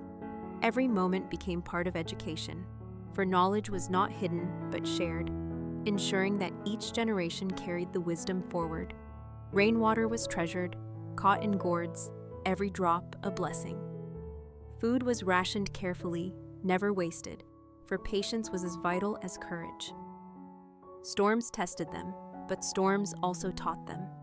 When winds howled and waves crashed, they lowered sails, balanced their weight, and let the canoe ride with the swells. They endured together, knowing that all storms pass. With dawn, the sky cleared, the stars returned, and the journey continued as though the trial had only deepened their strength. Trust bound them as tightly as ropes bound the canoe. Trust in the navigator, trust in the ancestors, trust in the world around them. Without it, fear would have torn them apart. But with it, they felt safe even on the vastest sea. Each horizon was not a threat, but a promise. They believed that islands waited ahead, unseen but certain, and that the stars would always lead them to land. And so they reached farther than any other people of their time. Across thousands of miles they spread, settling Hawaii to the north, New Zealand to the south, Easter Island far to the east. This vast triangle of the Pacific became their home, not by accident, but by deliberate voyages guided with patience and skill. Their achievement was not only survival, but connection, linking islands into a network of culture, language, and tradition. To imagine such a voyage is to picture the canoe gliding across endless blue, sails filled by steady wind, stars shining above like companions. The navigator sits calm, murmuring chants, adjusting course with the gentlest touch. Around him, his people rest in trust. The ocean rolls beneath them, not empty, but full of meaning. The sky turns above them, not distant but near, each star a guide, each constellation a road. And in their steady progress, we see the proof of harmony between people, nature, and the eternal patterns of the world. As we arrive at the final part of the story of Polynesian voyaging, it is important to step back and see the greatness of what was achieved, for their journeys across the vast Pacific were not simply acts of travel, but expressions of harmony between people, sea, and sky. They crossed thousands of miles without written maps, without compasses, without metal instruments, yet they carried within their minds and bodies the knowledge of generations. The stars overhead became their compass, the swells beneath their canoes their road, and the chants upon their lips their library of guidance. Their voyages remind us that the greatest maps can live not on paper, but in memory, and that the human spirit, when aligned with nature, can accomplish what seems impossible. To imagine the end of a long voyage is to imagine the moment when signs of land first appeared. Perhaps it was a cluster of clouds gathering above the horizon, their shapes brighter and fuller than those that drift across empty seas. Perhaps it was the flight of seabirds, turning in arcs that betrayed the direction of their home. Or perhaps it was the faint scent of vegetation carried on the wind, a subtle change in the air that only experienced voyagers could notice. The navigator, calm as always, would confirm the signs, adjust the sails, and point the canoe toward the promise ahead. Soon the sound of waves breaking against unseen reefs would be heard, and at last, the dark line of an island would rise from the horizon. For the voyagers, this was not only arrival, but fulfillment, a confirmation that the teachings of ancestors were true, that the stars had guided them faithfully, that their courage and patience had carried them safely to land. The landing itself was a time of reverence. Canoes drew close to shore, voices rose in chants of thanks, and families stepped onto new ground with gratitude. They brought with them not only food and tools, but also the knowledge to plant, to build, to live. New villages grew, and with them new stories, but always the memory of the voyage remained, carried in chants, dances, and traditions. Each successful crossing strengthened the belief that the Pacific was not a barrier, but a bridge, linking distant islands into one great ocean of culture. These achievements shaped one of the widest human expansions in history. From Samoa and Tonga to Hawaii, New Zealand, and Easter Island, the Polynesians settled islands across a triangle that spans more than 10 million square miles. No other people of their time accomplished such distances by sea. They proved that the Pacific could be crossed with nothing more than canoes, sails, memory, and trust. Their legacy endures even today, for the star compass is still taught, the chants still sung, the voyaging traditions still alive. In modern times, Polynesian navigators have rebuilt double-hulled canoes and sailed them across the same oceans without modern instruments, proving again the truth of their ancestors' knowledge. These voyages are not only demonstrations of skill, but acts of remembrance, honoring those who first dared to trust the stars. To picture their achievement is to picture canoes moving steadily across endless blue, sails filled with wind, stars shining above, people calm in their trust, and navigators steady in their wisdom.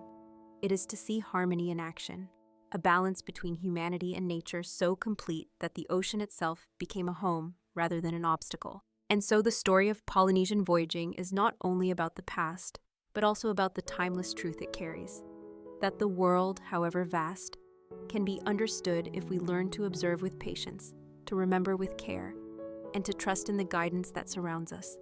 The stars still shine, the swells still roll, the birds still fly, and the ocean still speaks. Their knowledge whispers that nothing is ever empty, that every horizon carries promise, and that peace can be found even upon the greatest of journeys. To remember them is to remember that courage need not be loud, that exploration need not be conquest, and that true guidance often comes quietly, like starlight across the water. And so, our story has gently come to an end. Before we begin the next one, may I kindly ask you for a like and a subscribe, so you can return here each night for more. Now let us continue together with the next journey in our series, Boring History for Sleep. Tonight, we turn our attention to the harbors of the past and discover what the first port cities looked like. Long before the great modern harbors with their steel cranes and endless lines of ships, there were the first port cities, places where land met sea in ways that transformed human history. To picture them is to travel back thousands of years, to coastlines where simple wooden docks stretched into the water and where the smell of salt, fish, and spices lingered in the air. These early ports were not merely places of arrival and departure, they were living crossroads, where cultures, languages, and goods met in quiet yet world-shaping exchanges. To stand in such a place was to feel the hum of life expanding outward, as ships and small boats carried not only cargo, but also ideas across distant horizons. The earliest ports were often natural harbors, bays or river mouths where ships could find shelter from storms.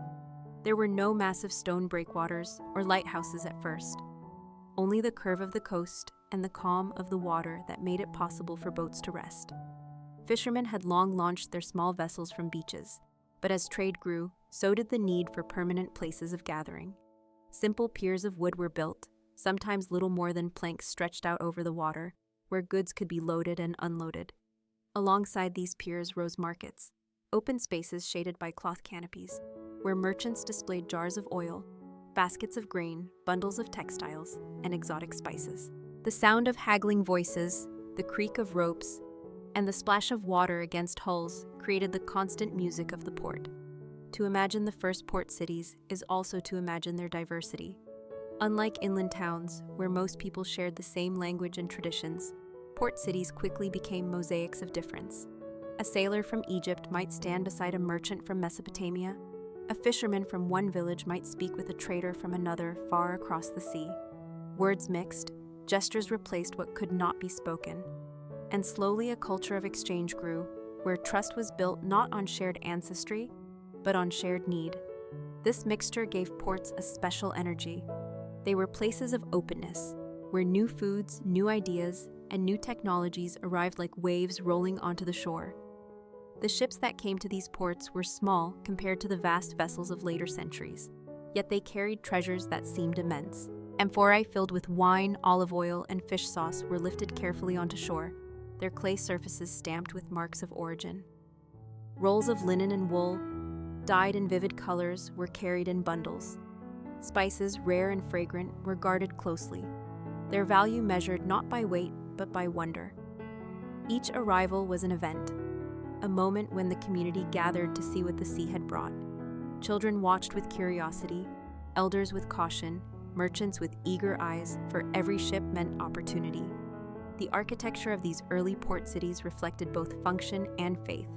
Warehouses of mud brick or stone rose near the water, simple yet strong, to protect goods from weather and theft. Temples stood nearby, for sailors and traders alike sought blessings for safe voyages. Offerings were left to gods of the sea, for those who worked upon the waves knew well their dangers. Small shrines dotted the harbors, places where incense burned and prayers were whispered as ships departed or arrived. In these spaces, commerce and spirituality intertwined, for to trade was also to trust in forces beyond human control. Daily life in the port cities revolved around rhythm. At dawn, fishermen returned with their catch, unloading baskets of fish that filled the air with sharp scent. Merchants set up stalls, unrolling cloth, opening jars, arranging goods to attract buyers. Midday heat brought rest, the markets quieter, until evening when the cool returned and voices rose again. Ships timed their movements with the tides, arriving at high water to draw close to shore, departing when winds were favorable. Each day carried the pulse of the sea, its rise and fall mirrored in the life of the city. These ports were not large by modern standards, but their influence was immense. They became gateways between worlds, connecting inland fields with distant coasts, connecting one culture with another across the water. They were fragile yet resilient, built of wood, stone, and human trust. To stand upon their shores was to feel that the world was opening, that beyond the horizon lay possibilities waiting to be brought home. In their quiet beginnings lay the foundation for centuries of trade, exploration, and connection that would shape civilizations. To continue imagining the first port cities, we must walk further into their streets and see how life unfolded beyond the wooden piers and crowded markets. These cities were not only points of trade, but also living communities, shaped by the constant movement of people and goods. At dawn, when the mist still hung over the harbor, fishermen and traders stirred from their homes. Simple dwellings of mud brick, wood, or stone clustered near the waterfront, their walls stained with salt carried by the sea breeze. Families awoke early, for the rhythm of life was set not by clocks, but by the tides and winds. A sailor's family prepared food for his journey, while merchants rolled out mats to display goods brought in the day before. The harbor became alive with sound, the calls of traders, the clatter of pottery, the creaking of ropes tightening around moored ships. Each day was a performance, familiar yet filled with possibility, for no one knew what the next ship might bring. Diversity filled these places. Unlike inland villages, where tradition held people in patterns unchanged for centuries, the port cities lived in constant flux.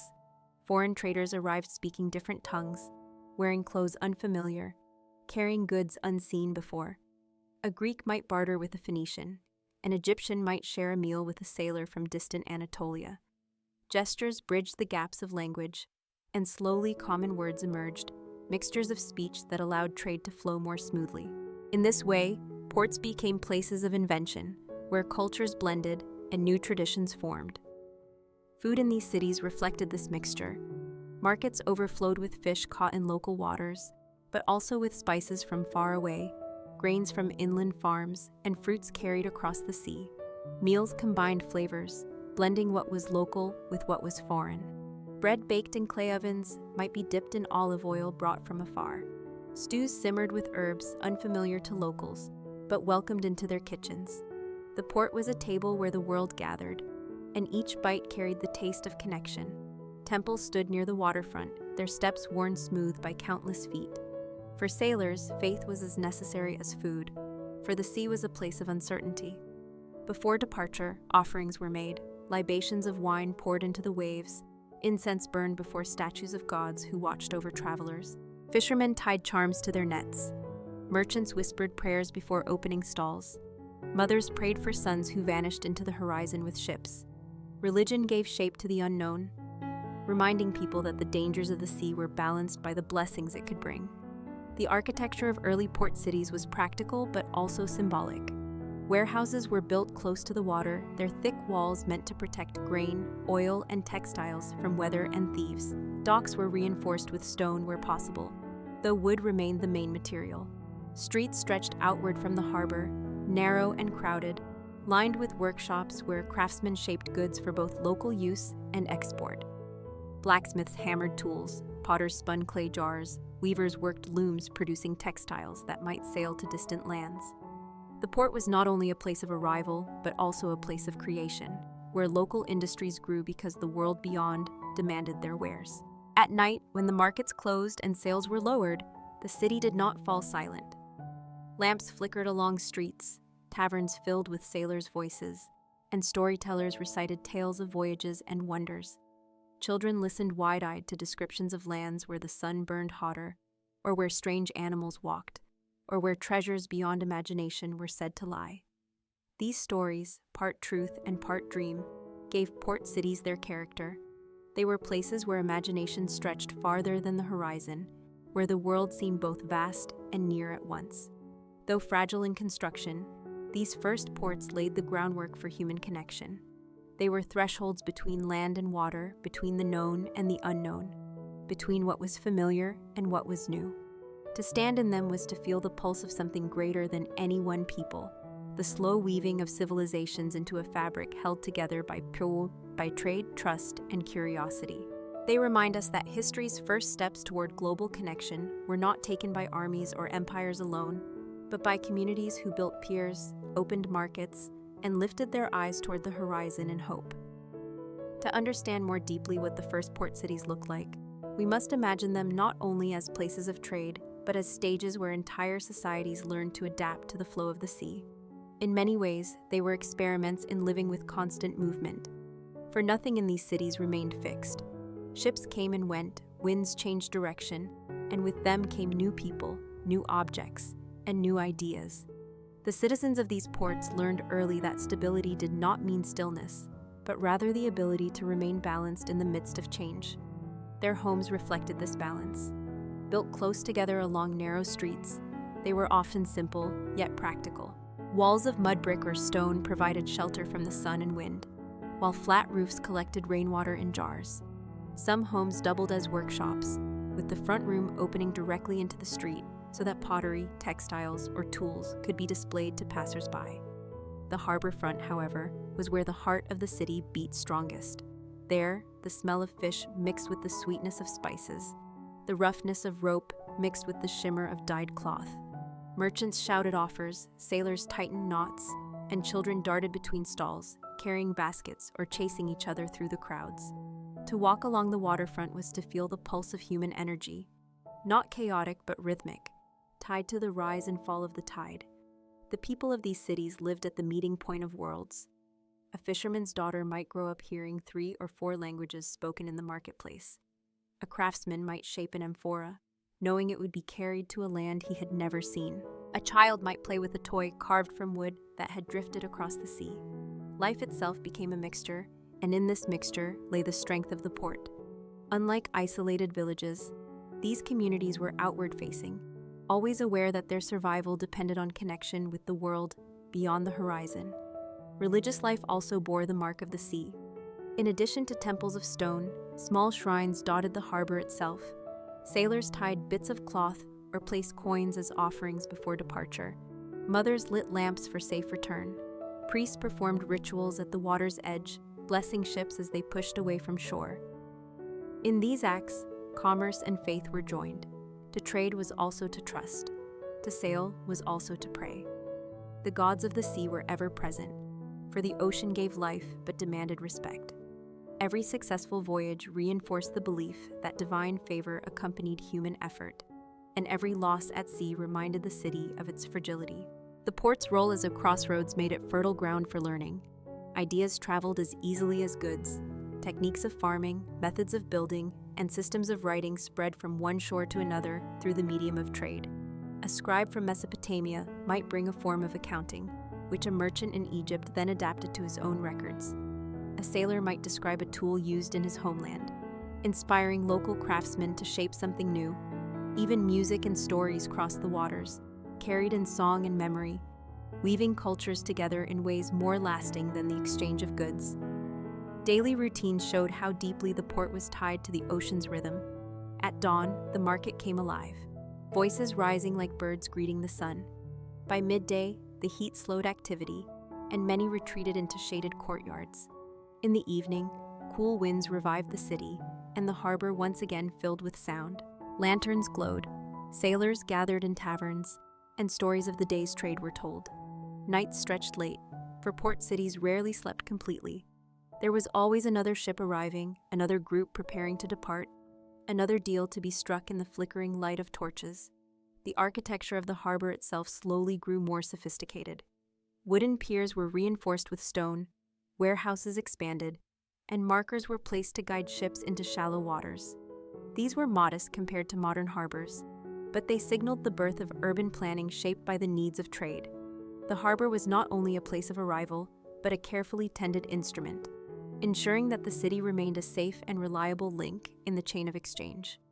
To stand at the edge of one of these first port cities, looking out at the sea, was to feel both small and vast at the same time. Small because the ocean stretched endlessly, holding dangers and mysteries beyond comprehension. Vast because to belong to a port city was to belong to a network that reached beyond the horizon, tying one's life to places never seen. These cities were both fragile and enduring, shaped by wood, stone, water, and human will. In their mixture of voices, scents, and sights, they carried the essence of humanity's first steps toward global connection. To step further into the world of the first port cities is to recognize that they were more than markets or harbors. They were stages on which humanity first practiced the art of global connection.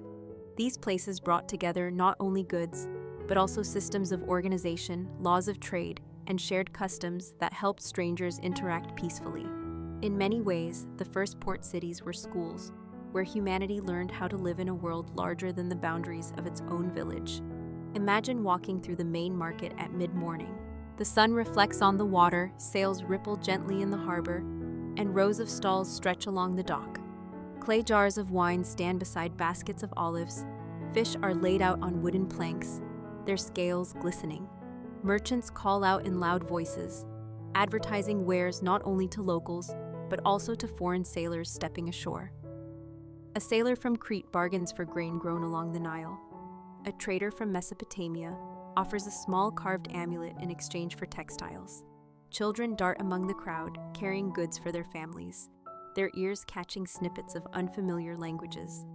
The scene is lively yet ordered, for though voices rise and gestures wave, everyone understands that the port depends on trust. In these cities, laws and customs developed to keep trade flowing smoothly. Scales were checked, weights were measured, and scribes recorded transactions on tablets of clay or on pieces of papyrus. Standard measures emerged not through kings alone, but through the needs of merchants, who required fairness to keep strangers returning. To cheat was to risk reputation, and reputation was the most valuable currency a port city could hold. Thus, honesty in trade became a cornerstone of survival, teaching lessons that would echo through centuries of commerce.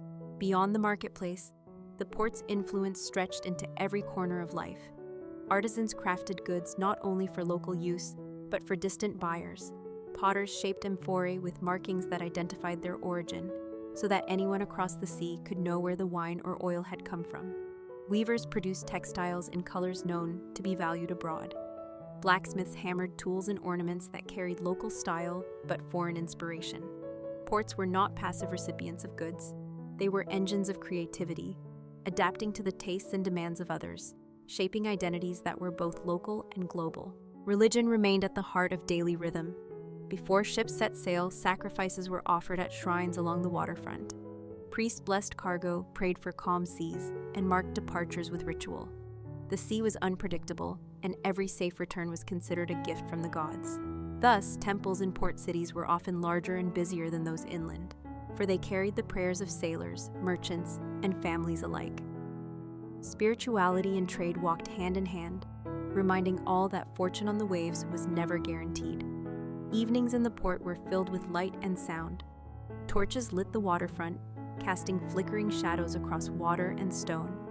Taverns filled with sailors who sang songs of distant homelands, their voices mixing in languages no one person fully understood, yet everyone enjoyed.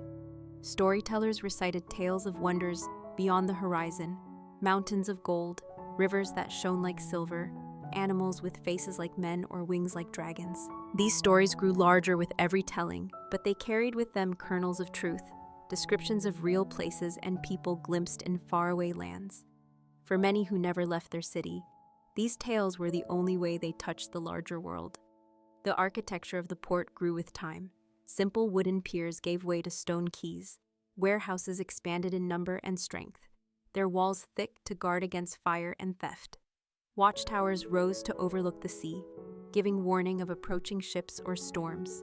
Roads stretched inland, connecting the harbor to fertile fields, ensuring that the goods flowing in could also flow outward. The port became not just a point of exchange, but the beating heart of a network that stretched across land and sea alike. To stand in such a place at dusk, watching the last ships tie up as gulls circled above, was to feel the scale of human ambition. The port city was small by modern standards, yet it carried within it the beginnings of global trade, diplomacy, and culture. It was fragile, built of wood and stone, yet it was enduring, for its spirit of openness and connection could not easily be broken. In these cities, humanity learned that the sea was not only a boundary but a bridge, and that through trust, patience, and curiosity, even the widest horizons could be crossed. To imagine more deeply the life of the first port cities, one must look beyond the markets and temples to the everyday rhythm of those who lived and worked by the water. The harbor was not only a place of commerce, but also of constant labor. From sunrise to sunset, the docks were filled with activity, and even in the quiet hours of night, the port never truly slept. Ships arrived on the tide, sometimes carrying grain, sometimes pottery, sometimes rare and delicate items wrapped in cloth. Dock workers moved with practiced strength, hauling amphorae on their shoulders, stacking jars of oil or wine in neat rows, and guiding animals off ramps. The smell of salt mixed with tar and smoke, a scent that clung to every building near the sea. For those who lived in the port, This was the smell of livelihood, the smell of connection to the world beyond. Houses in these cities were modest but functional, built to withstand the damp air and the press of crowds. Narrow alleys wove between them, filled with the chatter of neighbors, the cries of children, and the sounds of craftsmen at work. Women washed clothes in basins of water drawn from wells, their voices rising in song. Bakers filled the streets with the smell of bread fresh from clay ovens, while fishmongers displayed their morning catch on wooden tables. Life was busy but communal, shaped by the knowledge that everyone's work contributed to the pulse of the port. The population of a port city was never fixed. It ebbed and flowed with the seasons and the winds. During times of favorable trade, the harbor might swell with ships, their sails crowding the horizon, their crews filling the streets with foreign voices. At other times, when storms swept the sea or conflicts closed routes, the port grew quieter, waiting patiently for the return of travelers. This constant change made the cities resilient. They learned to adapt, to find opportunity in scarcity, to trust that the ocean, though unpredictable, would always bring movement again. The diversity of people was perhaps the most striking feature. Traders brought with them not only goods, but also languages, clothing, customs, and stories. A family might host a guest from across the sea, learning new ways of cooking or listening to tales of distant kings. Children grew up hearing words from many tongues, learning to understand not through grammar, but through gestures, expressions, and repetition. This mixture did not erase local identity, but enriched it, making port cities places where culture was never static, but always evolving. Religion and ritual remained woven into this daily life. At the water's edge, sailors offered prayers before departure, tossing coins or pouring wine into the sea. Families gathered at temples to give thanks for safe returns, their prayers rising with the smoke of incense. Priests blessed ships, sprinkling them with water and chanting invocations to gods of wind and wave. These practices gave meaning to the uncertainty of the sea, reminding all that trade was not merely business, but part of a sacred cycle of risk and reward. The evenings in a port city were alive with light and sound. As the heat of the day faded, families gathered in courtyards to share meals, while taverns near the docks filled with laughter, song, and debate. Musicians played flutes and drums, sailors recounted their voyages, and storytellers wove tales of distant lands where mountains shone with silver or where animals spoke in human voices. These stories, part fact and part imagination, were treasured by listeners, for they carried glimpses of worlds most would never see. For many, the port was the only place where the world seemed vast and yet close enough to touch. Architecture reflected both practicality and ambition. Simple storage sheds gave way to larger warehouses, their walls lined with rows of amphorae stacked carefully to avoid collapse. Docks extended further into the water, reinforced with stone to withstand the tides. Watchtowers rose along the coast, not only to guard against raiders, but also to signal approaching ships. Roads radiated from the harbor into the countryside, bringing goods inland and ensuring that the wealth of the sea touched villages far beyond the city itself. These cities were small compared to modern metropolises, yet they carried within them the seeds of what the world would later become. They were bridges between cultures, experiments in coexistence, and reminders that humanity's progress was always tied to curiosity and exchange. To stand in one of those early ports, hearing the waves lap against the docks as the sun set, was to feel both the fragility and the promise of connection. They were fragile because storms, wars, or famine could break them. But they were full of promise because as long as ships arrived, as long as goods were exchanged and stories were told, the world kept growing larger and more connected. To see the first port cities more clearly, one must imagine not only the docks and markets, but also the invisible networks they created. These cities were never isolated. Their very life depended on constant exchange with the wider world. Every ship that left carried goods outward and brought new ones back. And in this flow, the city became more than a place on the coast. It became a hub of connection. Roads from the countryside converged at the harbor, bringing grain, livestock, and timber. From the sea came pottery, spices, metals, and textiles. The harbor stood as the meeting point, where land and water shook hands and everything passed through its gates. This constant motion gave the city a rhythm unlike inland settlements. Farmers in villages worked the same fields for generations, but in the port, the faces changed daily. Strangers arrived, strangers left, and the only constant was movement. Yet from this movement came stability of another kind. The stability of being open, of always adapting, of learning to find balance in flux. Families in these cities grew accustomed to change. A father might be a fisherman, but his son might become a merchant. A mother might weave cloth not only for her neighbors, but for a trader sailing far away. Children grew up listening to sailors describe distant lands, and even if they never left the city, they felt their lives stretched beyond the horizon. The sea entered their imagination as much as their work, and the sound of gulls or the sight of sails was part of their very sense of home. The architecture of the port revealed its dual nature of fragility and endurance. Simple huts and mud brick houses lined the streets, but warehouses grew larger, and docks extended into the water. Some cities began to mark their harbors with stone pillars or statues, symbols of protection and pride. Markets spilled into open courtyards, where merchants laid out cloth dyed in vivid colors, bronze tools, jars of oil, or baskets of salt. To walk through these spaces was to see not only trade, but the beginnings of urban identity. The city was more than a collection of buildings. It was a place where people saw themselves as part of something bigger, tied by the harbor to lands beyond the horizon. Religion intertwined with trade at every step.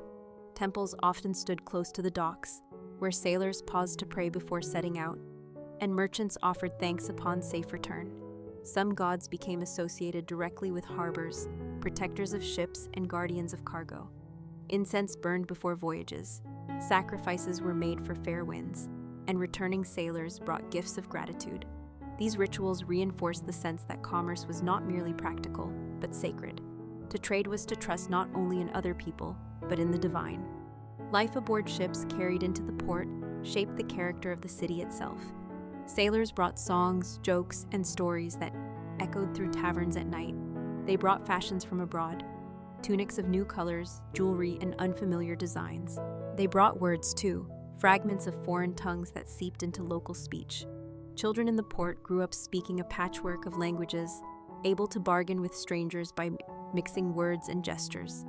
This multilingual, multicultural spirit gave the port a character that no inland town could match.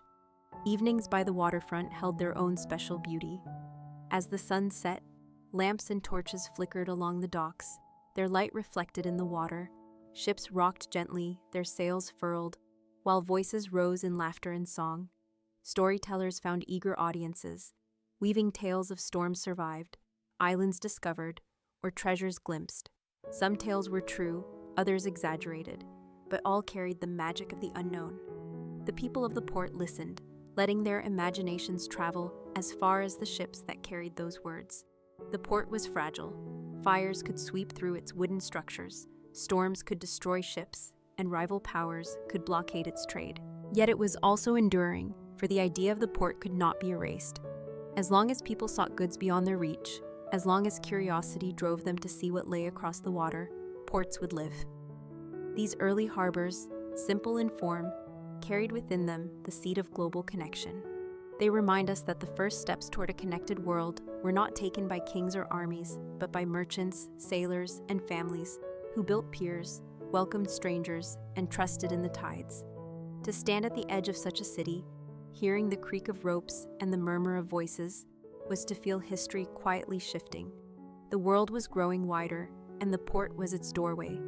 If one were to wander through the streets of the earliest port cities at dawn, the experience would feel like entering a world still half asleep, yet already alive with quiet preparation. The air carried the smell of salt and damp wood, mingled with the faint scent of herbs and smoke from hearths being rekindled. Fishermen rose early, their nets coiled over their shoulders, walking toward the harbor where small boats rocked gently at anchor. Merchants prepared their stalls in the market square, laying out goods with practiced hands, arranging them not only to be sold, but to catch the eye of passers-by. The rhythm of the day was shaped by the sea, for tides determined when ships could enter or leave, and winds dictated the timing of voyages. A harbor might be calm one morning, then suddenly busy as sails appeared on the horizon, bringing vessels from distant coasts. The arrival of a ship was an event in itself, drawing crowds eager to see what had been brought across the waters. Dock workers hurried to secure ropes and unload cargo, while children gathered, hoping for small trinkets or exotic fruits from far-off lands. The city's heart beat strongest in these moments of arrival, when the outside world touched its shores. Yet beyond the bustle lay quieter rhythms that revealed the deeper life of the port. Craftsmen worked in workshops not far from the harbor, shaping wood into planks for ships, beating bronze into tools, or weaving cloth dyed in shades that hinted at foreign origins. Some of these craftsmen never left the city, but their work traveled farther than they ever could, carried on ships across the sea. Their hands gave shape to a trade network they might never see, but in their labor, the city's reputation grew. Inns and taverns added another layer to the atmosphere. Travelers who arrived weary found warmth and food in places where stories flowed as easily as wine. It was in these dimly lit rooms that news of wars, famines, or opportunities spread, carried by word of mouth before any official messenger could arrive. Port cities became not only markets of goods, but markets of information, where gossip could influence decisions as much as gold. In this way, they stood at the intersection of trade and knowledge, shaping how communities understood the wider world. Religion, too, intertwined with the daily routine. Priests walked among the people, offering blessings for voyages and performing small rituals beside the water. Shrines were built at the edges of docks, where sailors touched carvings of protective symbols before boarding ships. Festivals were often timed with the cycles of trade, celebrating safe returns or successful harvests that filled the ships with grain. These celebrations wove together commerce and faith, making the act of trading not merely material but spiritual. The city breathed in harmony with both the sacred and the practical. At night, when ships lay still and the market emptied, the port did not fall silent. The sea itself became the voice of the city, its waves lapping against piers, its tide pulling gently at anchored boats. Torches flickered along the shoreline, casting moving shadows on the water, while the murmurs of families drifted through narrow streets. For the people of these cities, the harbor was not simply a workplace, but an extension of life itself. Children played by the docks, couples walked along the waterfront, and elders sat watching the horizon, remembering journeys of their youth. It was a space where time seemed to slow, and yet everything moved, guided by the endless cycle of tides. What is striking about these first port cities is how fragile they were, and yet how enduring their influence became. A single storm could destroy the wooden docks, or a rival power could raid their markets. Fires could sweep through the tightly packed houses, leaving devastation in their wake. And yet the people rebuilt, again and again, drawn by the same irresistible logic. The harbor was a source of life. As long as there was trade to be made and seas to be crossed, the city would rise from the ashes. This resilience was not built on stone walls or powerful armies, but on the trust that exchange was worth the risk. Each generation passed on this trust, teaching their children to see opportunity in the horizon, not only danger. In this way, the first port cities became teachers themselves, showing humanity how to live with openness, how to adapt to uncertainty, and how to grow by welcoming the unknown.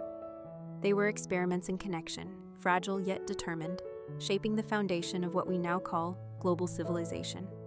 When we imagine the first port cities not simply as places of trade, but as living organisms, it becomes clear that they pulsed with a kind of rhythm that combined the natural and the human. The tides themselves acted as a clock, drawing ships inward at high water and leaving boats stranded in mud at low water. People moved in sync with this rhythm. The fishermen understood it instinctively, their lives shaped by the ebb and flow. Merchants, too, measured their timing around it, for a late arrival at low tide could mean waiting hours before cargo could be unloaded. In this way, the sea and the shore shared authority over daily life. Yet port cities were more than docks and markets. They were built of layers, each layer adding to the identity of the place. Near the water, one might find shipwrights, sailmakers, and rope spinners. Their workshops smelled of tar, hemp, and fresh-cut timber. A little farther inland lay the market squares, noisy with barter, laughter, and sometimes disputes. Beyond those, the residential districts stretched, where narrow alleys wound between mud brick or wooden houses, where children's voices echoed off walls and laundry flapped like banners above. Closer to the edges of the city stood farms and gardens, for no city, no matter how wealthy, could exist long without food grown nearby. What is striking is how these worlds overlapped. The child of a fisherman might run through the alleys and brush past a traveling trader from hundreds of miles away. A local farmer might sell grain to a merchant who would pack it on a ship bound for another continent. A craftsman shaping a single bronze ornament might never know that it would adorn the neck of someone in a distant land. In this way, even the humblest tasks became threads in a much larger tapestry, woven by unseen hands across seas and generations. Port cities also shaped culture through language. Travelers brought with them new words, phrases, and accents. Over time, local speech blended with these foreign sounds, creating dialects that carried echoes of faraway shores.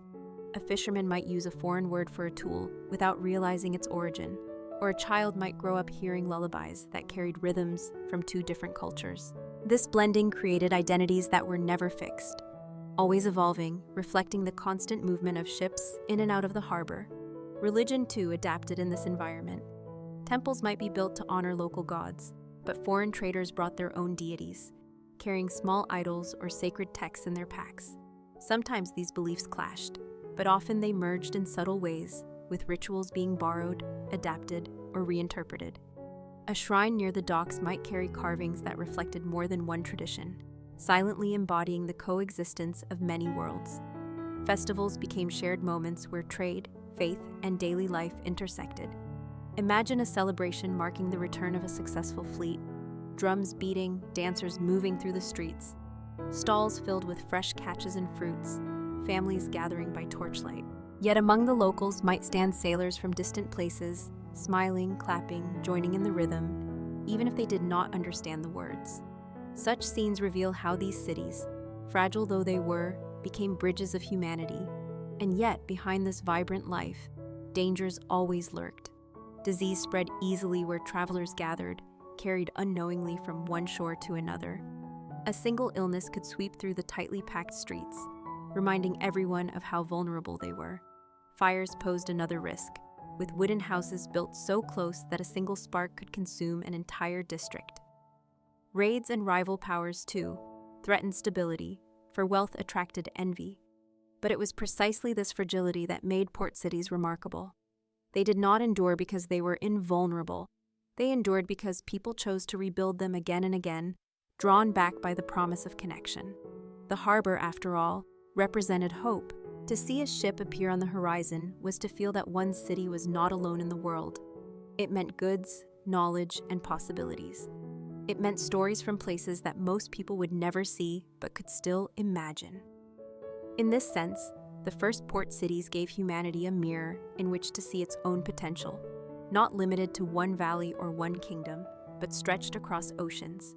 At night, when the last ships were tied, and the waves lapped softly against wooden piers, the city exhaled. Families retreated to their homes, markets grew silent, and torches dimmed one by one. But the smell of the sea remained, mingled with the faint echo of voices fading into sleep. Tomorrow, new sails would rise, new goods would arrive, and new words would be spoken. The cycle never truly stopped. It only paused in the quiet of the night, waiting for the sun to rise again. The first port cities stood not only as places of exchange, but as living classrooms where humanity quietly taught itself how to live together in difference. In those early harbors, strangers became neighbors, and neighbors became stories that stretched beyond borders. To walk along the main quay was to step into a living encyclopedia of the ancient world. One might pass by a fisherman repairing his nets, humming a local tune, while only a few steps away, a merchant displayed woven textiles dyed in colors unknown to the town before. Further along, a traveler sat cross-legged with scrolls spread before him, reading aloud lines from a poem written hundreds of miles away. The atmosphere was not hurried like the clamor of modern cities, but steady, deliberate, like the rhythm of oars in water. Each sound, from the calls of seagulls to the chatter of traders, added a note to the symphony of daily life. Yet beneath these ordinary scenes lay the deeper truth. Port cities were engines of change, drawing in influences like the tide itself. Food illustrates this most clearly. Imagine a family in a coastal city that once lived only on fish, barley, and olives. Then a ship arrives, carrying spices wrapped in cloth, their scent unfamiliar and sharp. The family sprinkles a pinch into their stew, and suddenly the flavor changes, the meal transformed. What seems like a small moment is in reality the birth of cultural fusion. Over time, dishes evolve, combining the local and the foreign until neither is pure, but both are richer. The same pattern occurred with clothing. Sailors from one land introduced new ways of weaving, and soon local looms echoed those patterns, creating fabrics that blended styles from two worlds. Jewelry, pottery, even the way people decorated their homes reflected this merging. The result was that port cities became showcases of human creativity, where invention was not an isolated spark, but a flame fed by many hands. Architecture, too, carried marks of this blending. A visitor entering a port city might see buildings whose shapes reflected local traditions, but whose details, arches, carvings, or columns, were inspired by foreign lands. In this way, even the skyline became a map of exchange, telling stories of influence written not on parchment, but in stone and wood. And because these cities grew quickly, improvisation was constant. Streets twisted unpredictably, markets spilled into courtyards, and new warehouses rose near the docks, sometimes built hastily, sometimes with careful craftsmanship. It was a living architecture, changing as rapidly as the tides. Social life, equally, was defined by both opportunity and tension. Friendships could bloom between people of vastly different origins, bonded by shared meals, trade deals, or the simple camaraderie of sailors who had weathered storms together. Yet mistrust was never far. Foreigners could be seen as competitors, outsiders, or even threats. Disputes sometimes erupted into violence, reminding everyone that coexistence was not automatic but demanded patience, negotiation, and tolerance. Still, the fact that these cities survived proved that humanity, when placed in constant contact, could choose connection over division more often than not. One of the most fascinating aspects of port life was how knowledge traveled. A seafarer might carry not just cargo, but stories, maps, and techniques. Farmers near the city learned new methods of irrigation because a trader described how crops thrived along a distant river. Doctors heard of herbs used across the sea to treat illnesses and experimented with them at home. Philosophers listened to tales of different beliefs and adjusted their teachings in response. In this way, ports acted as the nervous system of the ancient world, transmitting signals of knowledge from one part of humanity to another. And all of this unfolded in the quiet, persistent flow of daily activity. At dawn, the harbor awoke with the groan of ropes and the splash of anchors lifted. By midday, the markets buzzed, coins clinking and voices calling. In the evening, laughter spilled from taverns, where sailors told exaggerated tales of storms, sea monsters, or treasures found. As night fell, the city dimmed, but the smell of salt, fish, and smoke lingered, a reminder that tomorrow the same rhythm would return.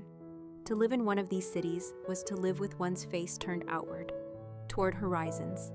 Most people never left their homeland, yet through the port they could taste, hear, and see fragments of distant worlds.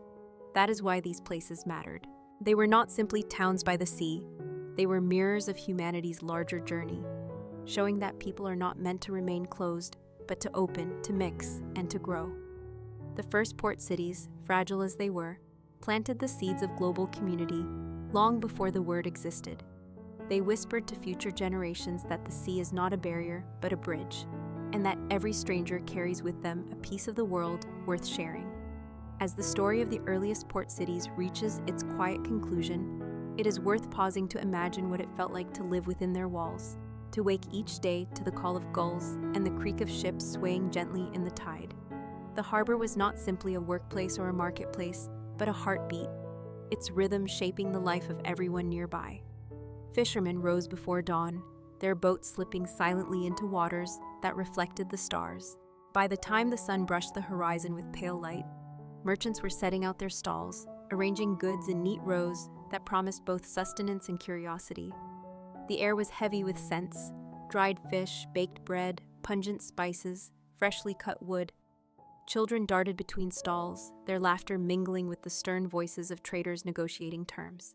These scenes, repeated day after day, created a sense of familiarity, yet the presence of foreign ships meant that novelty was never far away.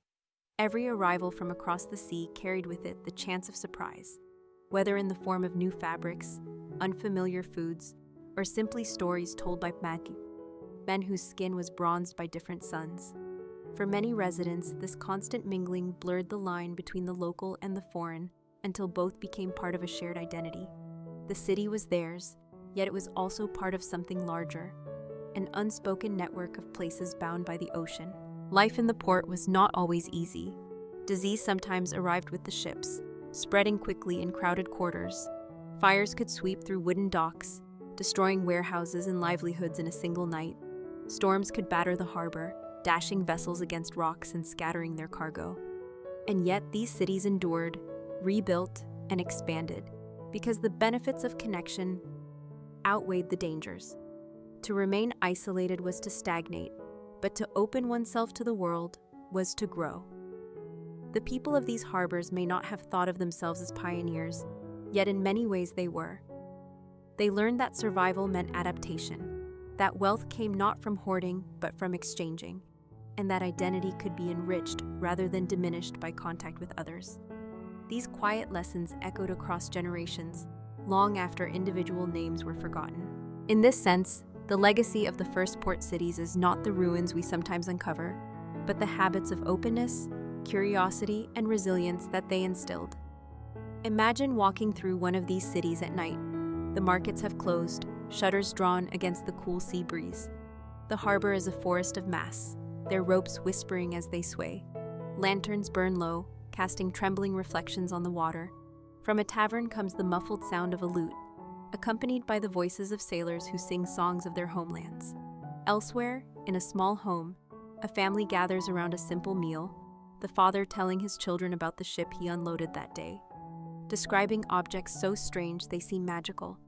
The children listen wide-eyed, not realizing that they are living at the edge of history, in a place where the world is slowly learning how to connect.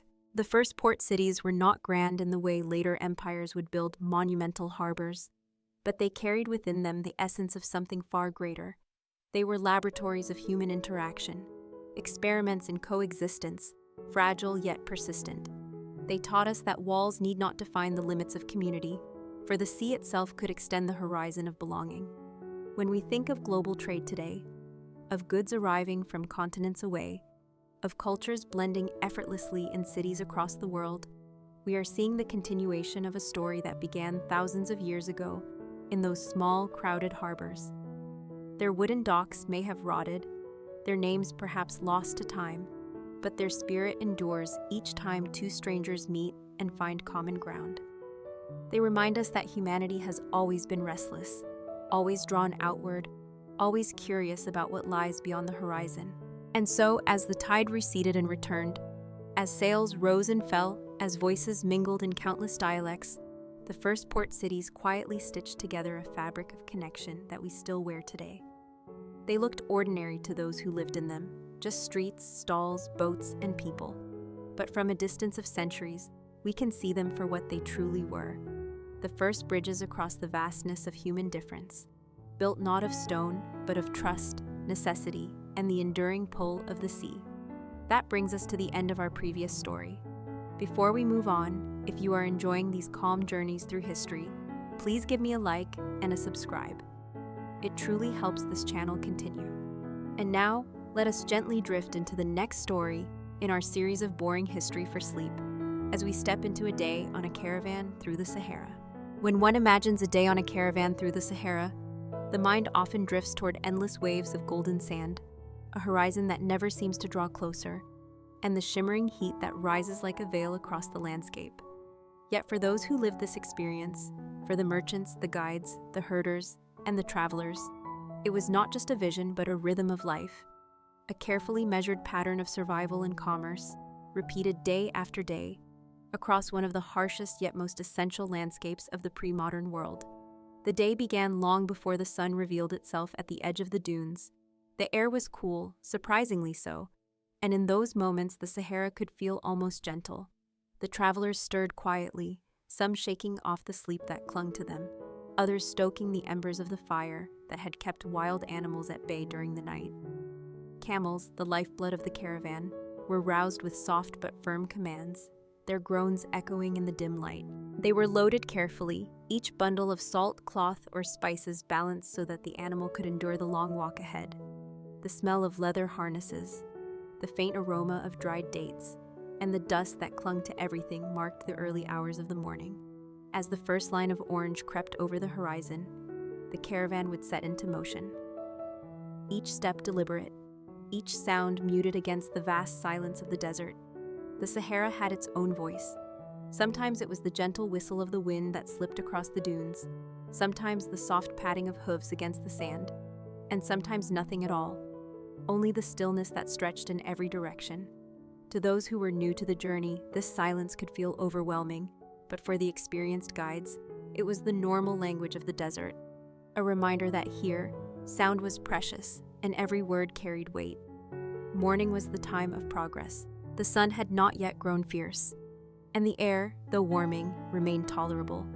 The caravan kept a steady pace, camels swaying side to side, their shadows stretching long across the sand. Merchants often walked alongside the animals, conserving strength for when it was needed most. Conversation was minimal. A nod here, a short phrase there, as if speaking too much might anger the desert itself. Instead, people occupied their minds with quiet reflection, the repetition of steps forming a rhythm, almost meditative in its nature. By late morning, the sun began to assert itself more forcefully. The pale blue sky deepened, and the air shimmered with heat. Sand reflected light with a harsh brilliance that forced travelers to squint. Their faces wrapped in cloth, not just to block the sun, but also to shield against the dry winds that carried fine grains of dust. It was in these hours that fatigue first set in, the realization that the desert, beautiful though it might appear from afar, was a test of endurance more than a scene of wonder. Lips dried, water skins grew lighter with each sip, and yet the caravan pressed on, following tracks marked by countless journeys before them, invisible to the untrained eye, yet deeply familiar to the seasoned guide who could read the dunes as if they were a map. There was also the knowledge that the desert was not empty, but alive in subtle ways. Small lizards darted across the sand, leaving delicate trails behind them. Birds sometimes appeared overhead, circling in the distance. The occasional hardy shrub clung to life, a reminder that even here, in this vast expanse, nature had not entirely surrendered. But for the caravan, these details were background to the larger purpose, reaching the next well, the next resting point, the next place where both humans and animals could recover. By midday, the heat grew so intense that travel became difficult. Shadows shortened, and the desert floor seemed to radiate fire. This was the time when most caravans sought a pause, finding whatever scrap of shade they could. A cluster of rocks, a shallow hollow, or simply the shadows cast by the kneeling camels themselves. Meals were simple, often no more than dried bread, salted meat, or a handful of dates. Water was rationed carefully, shared in silence, for every drop was worth more than gold. Some men dozed, their heads resting on saddlebags, while others kept watch, scanning the horizon not just for the threat of raiders, but also for the mirage-like trickery of the sun that could deceive the eye and disorient the mind. In these quiet moments, the Sahara revealed its true nature. It was not merely a void, but a test of patience, endurance, and humility.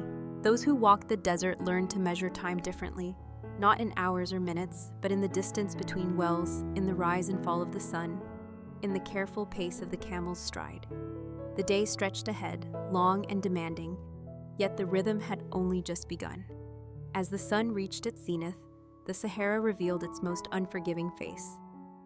The noon hours were the hardest, when every grain of sand seemed to glow with heat, and the very air shimmered as though the world itself were dissolving in waves of fire. The caravan, knowing well the cruelty of this moment, slowed its pace, conserving energy, letting the camels rest where possible. The animals knelt in the sand, their long legs folding beneath them, their heavy eyelids half closed in resignation. People sought shade wherever they could, draping cloth over simple wooden frames, huddling in the thin shadows that camels cast, or lying flat to reduce their exposure. Silence became heavier, broken only by the occasional grunt of a camel or the crunch of sand under shifting bodies. Midday was not a time for travel, but for endurance, a period to wait, to breathe shallowly, and to remind oneself that the desert demanded patience as much as strength. Meals during this pause were sparse but deeply valued. A handful of dates, their sweetness a fleeting relief against the bitterness of thirst. A piece of flatbread, hard from the journey, but filling enough to keep hunger at bay. Some might chew on salted meat, its strong taste lingering in the mouth as if to remind the eater of the ocean it once came from, oceans away from the sands of the Sahara. Water, of course, was treated with reverence. No one drank freely. Each sip was measured, shared, and remembered, because every drop was a step closer to survival. There were wells along the caravan routes, places carefully chosen over centuries of travel, but they were separated by long distances, sometimes days apart, and running out of water before reaching one could mean disaster for the entire group. As the hours passed, the sun inched westward, and with its movement came the hope of travel once again. Shadows lengthened slowly, and the air, while still hot, grew slightly less suffocating. The guides gave a signal, and the caravan began to rise from its midday stillness. Camels were coaxed back onto their feet, their tall forms swaying as loads were readjusted. Packs were checked again. Nothing could be left behind, for even the smallest forgotten bundle might contain supplies vital to the journey. And then the caravan resumed its steady pace, the line of humans and animals stretching across the sand like a living thread, weaving slowly but surely toward its distant goal. Afternoon travel carried its own challenges. The heat still pressed down, but the glare was softened just enough to allow forward movement. Dust swirled with each step, rising into the air, clinging to skin, settling into every fold of cloth. Lips cracked, faces darkened with sweat and sand. But the march continued. Conversation, though rare, sometimes resurfaced in these hours. Traders might discuss the markets they hoped to reach, speaking quietly of the spices, ivory, or cloth they carried, imagining the profits that awaited them in distant cities like Timbuktu or Marrakesh. Others spoke of family left behind, of wives and children, of homes far to the north or south, stories shared as if to tether themselves to something beyond the endless dunes. The younger members of the caravan often asked questions of the guides, curious about the land they crossed. How did they know where to go when the sand seemed to shift endlessly? How did they find the wells, hidden beneath dunes or tucked into stony basins? The guides explained that the desert was a book written for those who knew how to read it. The stars at night, the winds by day, the patterns of dunes, even the flight of birds, each offered clues to direction and survival. Such wisdom, handed down through generations, was as valuable as the gold and salt the caravans carried, for without it, no one could cross these vast distances. As afternoon stretched on, the desert revealed more of its subtle life. A fox darted across the dunes, vanishing as quickly as it appeared. Beetles traced tiny paths along the sand. Sometimes, in the distance, a mirage shimmered like water, pools that seemed real until approached, whereupon they dissolved into nothing but heat and emptiness. The experienced travelers ignored them, but for the uninitiated, they were cruel reminders of the desert's illusions, promises that disappeared the moment they seemed near. Despite the challenges, there was a strange beauty to the march. The sky, an endless expanse of pale blue, slowly shifted into deeper hues. The dunes caught the light differently as the sun tilted lower, their slopes glowing with soft gold, their edges sharp and clean against the horizon. The caravan itself, with its line of camels and people, seemed almost timeless, as if it could have belonged to any century. Its purpose unchanged: the carrying of goods, the linking of worlds, the survival of those who dared the sands. Near the end of the afternoon, fatigue once again grew heavy. Shoulders ached from the sun, legs from the sand's resistance. The endlessness of the desert weighed on minds, and thoughts turned inward. Many repeated silent prayers, asking for the strength to continue, for the protection of their families, for the blessing of safe passage. Others simply fixed their eyes on the path ahead, trusting in the rhythm of the caravan, one step after another, as the only way to measure progress. And so the afternoon hours passed, slow and deliberate, carrying the caravan closer to evening. Ahead still lay the promise of cooler air, of rest, of another fire to push back the darkness. But for now, the desert demanded attention, step by step, grain by grain, a vast and unyielding world where only the steady found their way. As the afternoon waned, the desert began to change its face. The fierce glare softened into something almost bearable, and the shadows lengthened until the dunes appeared like sleeping giants, their curves traced by golden light. The caravan, though weary, found its pace steadier as the air cooled. Each step no longer felt like a battle against fire. but like a gradual easing into calm. The guides encouraged the march to continue a little longer, for evening promised the comfort of rest, and reaching the right place for camp was always crucial. The desert did not forgive poor choices of shelter, and to stop too soon or too late could mean a night of hardship without protection from wind or cold. Slowly, the blazing sun dipped lower toward the horizon, painting the world with colors that seemed otherworldly. The sky blushed with pale orange, then deepened into shades of crimson and violet, while the sand reflected every hue, shifting from gold to rose to the quiet gray of approaching night. The camels, long used to this rhythm, seemed almost to sense the relief that came with dusk. Their slow swaying strides grew less labored, their breaths less strained. For the travelers, the sunset brought more than relief. It carried beauty, a reminder that even the harshest landscapes held moments of grace. Some paused, even briefly, to take it in, to let their eyes wander across the endless horizon and recognize that they were part of a journey far larger than themselves. As the sun touched the rim of the desert, the guides called for a halt. The chosen place for camp was a shallow depression between dunes, where the wind was less biting and the sand firmer underfoot. Camels were led into a circle, their burdens carefully removed, their bodies allowed to kneel in well-earned rest. People moved with practiced hands, setting up tents where they could, digging small fire pits, unrolling mats that would serve as bedding. The simple actions of preparing camp had been repeated countless times, yet each evening felt like a small triumph. They had survived another day. They had come one step closer to their goal. Fires were lit as the last light faded, small flames that crackled and cast gentle warmth into the cooling desert air. The smoke curled upward, carrying the smell of wood and burning dung, a familiar scent of survival. Around the fires, meals were prepared. Water was once again shared in careful measure, each sip still precious. Yet with the promise of the next well ahead, spirits lifted slightly. Flatbread was warmed over the flames, lentils or grains cooked into thick porridge, sometimes enriched with dried fruit or a bit of meat if supplies allowed. The act of eating together, in the vast emptiness of the Sahara, created a sense of companionship. In those circles of firelight, the desert felt less endless, less hostile. Conversation returned after the silence of the day. Stories were told, some of trade, of the markets where ivory or salt would fetch great prices, others of family, of children waiting in distant villages. Older members of the caravan told tales of past journeys, of storms that had been survived, of companions lost to heat or thirst, of the strange sights the desert sometimes revealed. Younger ones listened, their imaginations sparked by both the danger and the wonder of such stories. Above them, the night unfolded in silence. The desert sky was unlike any other, a vast dome of stars so countless and clear that it seemed one could fall upward into them. Without the noise of cities, without smoke or clouds, every star shone sharply, the Milky Way a pale ribbon stretching from horizon to horizon. The guides, sitting quietly, lifted their eyes to the constellations.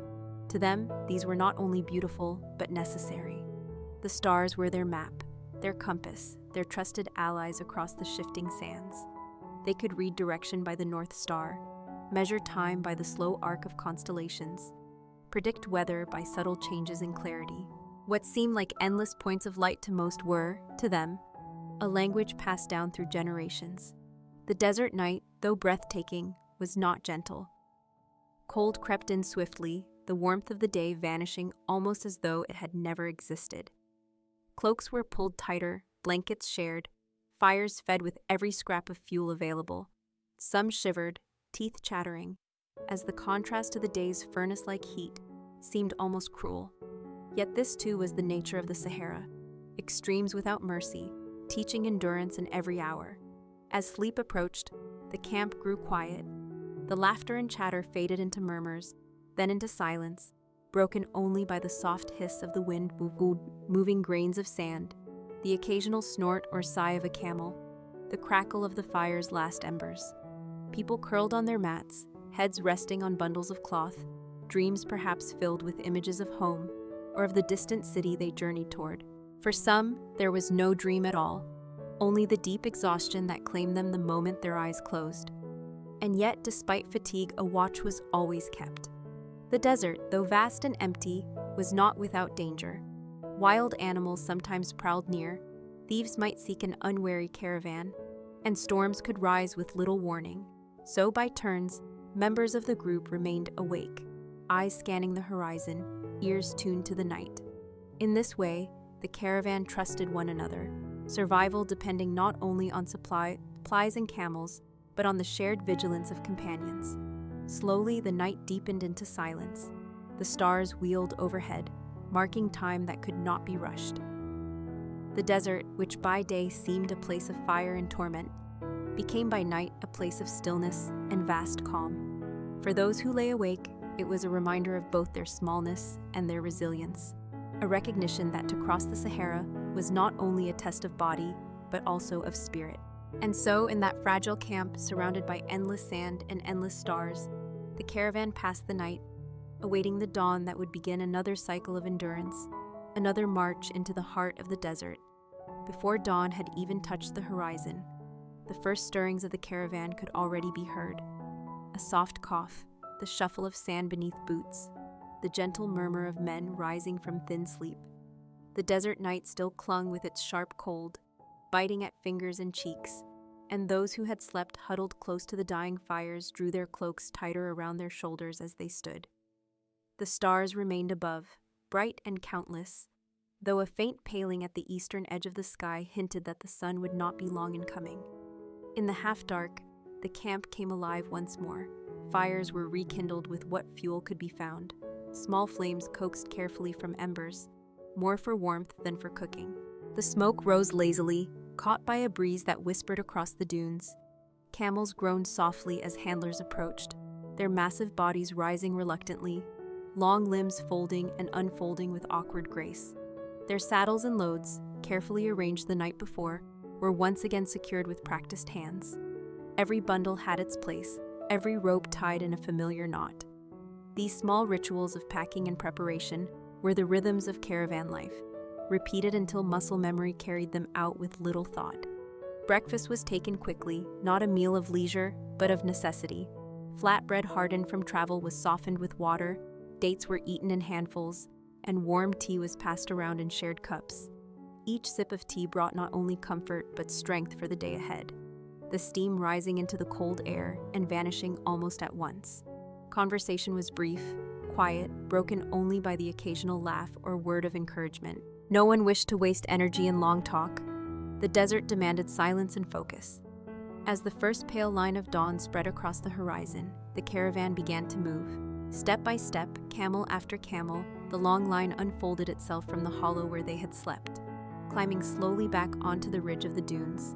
The sky shifted from deep violet to soft orange, then gold, and with it the desert revealed itself once again, vast and endless. Shadows stretched long and thin, cast by both camel and man, until they seemed like companions walking alongside. The crisp morning air made the first hours of travel the most pleasant. The cold lingered, keeping bodies refreshed after the long night, and the sand was firm underfoot before the heat of the sun had softened it. This was the time to cover distance, to push forward while the desert still allowed its travelers some mercy. The guides led steadily, eyes on the horizon, their minds reading subtle cues in the shape of dunes, the color of the sky, the shifting of the wind.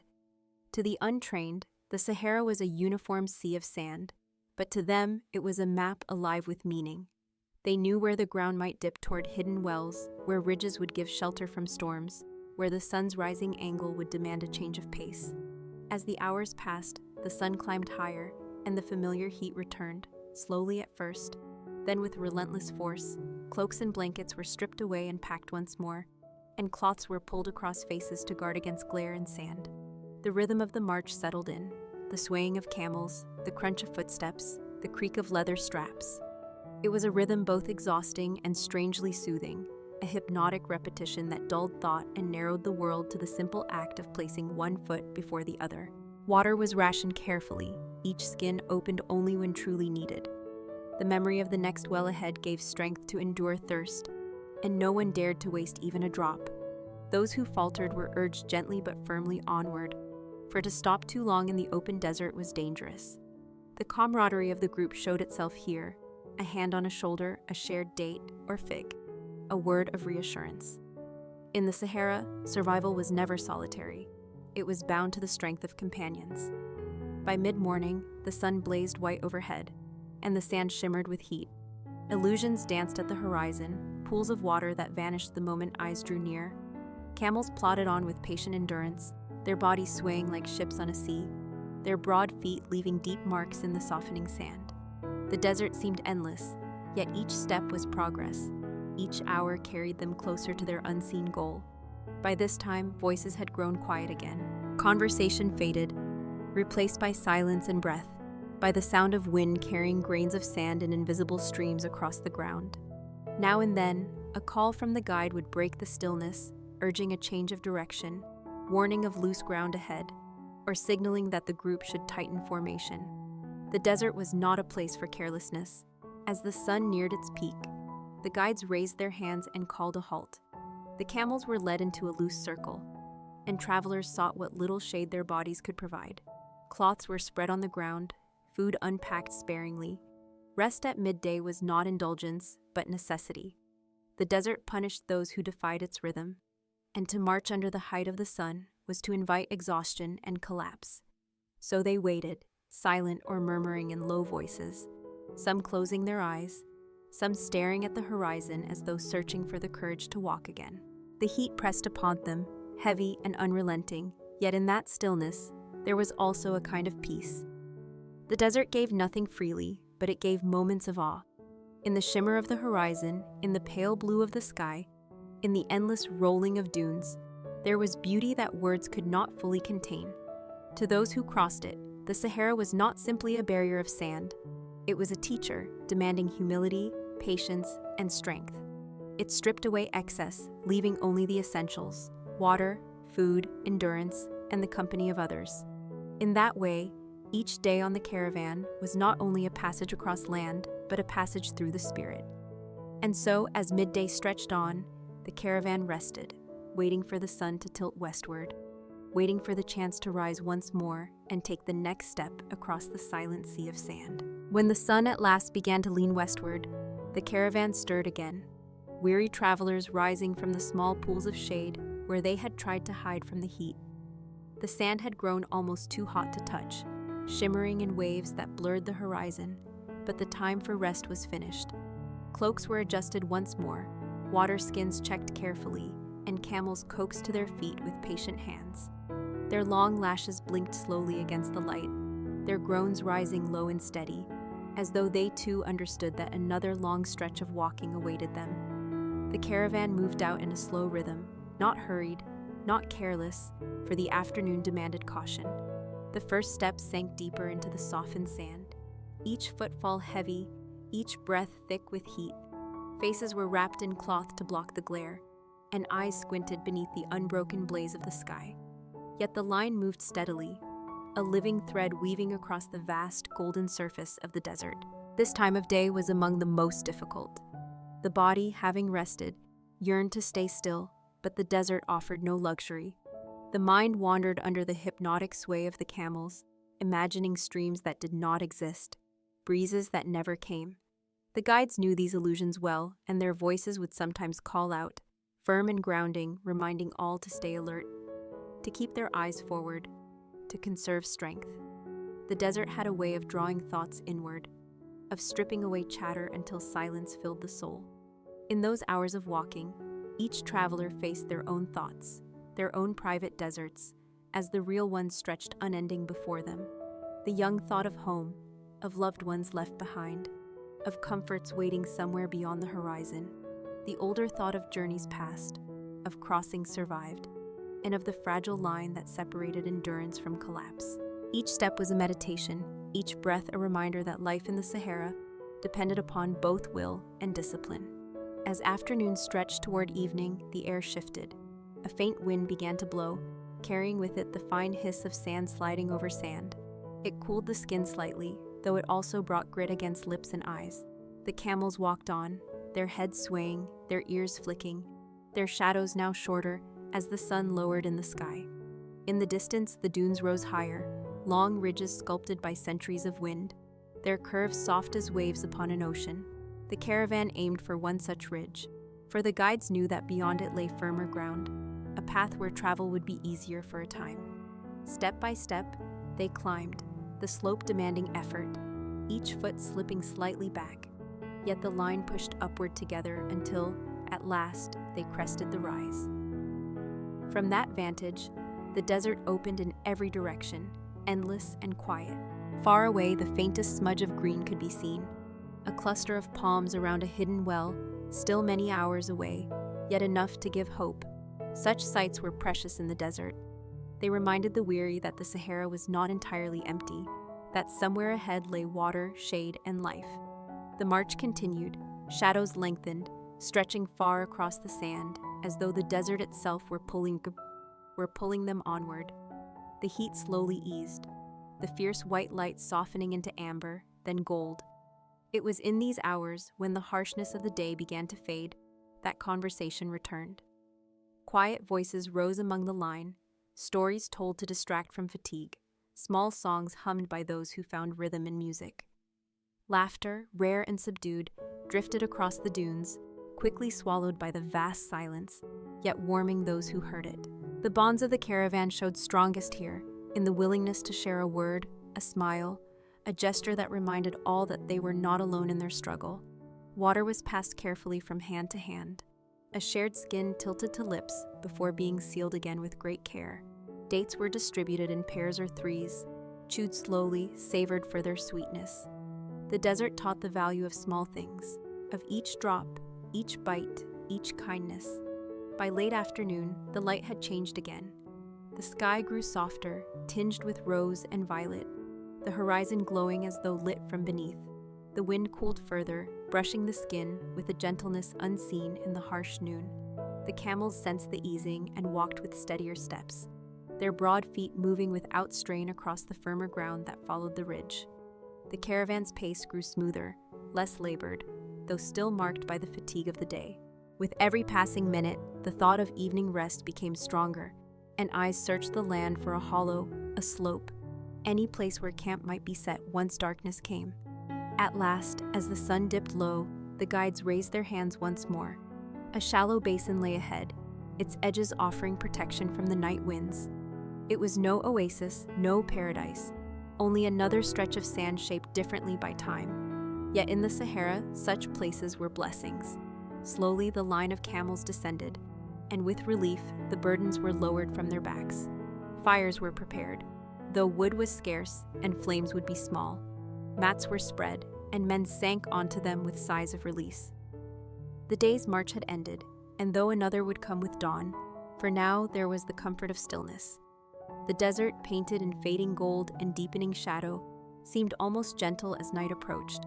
Travelers lifted their faces to the sky, where stars would soon emerge once more, and in that vast silence they felt both the weight and the wonder of their journey.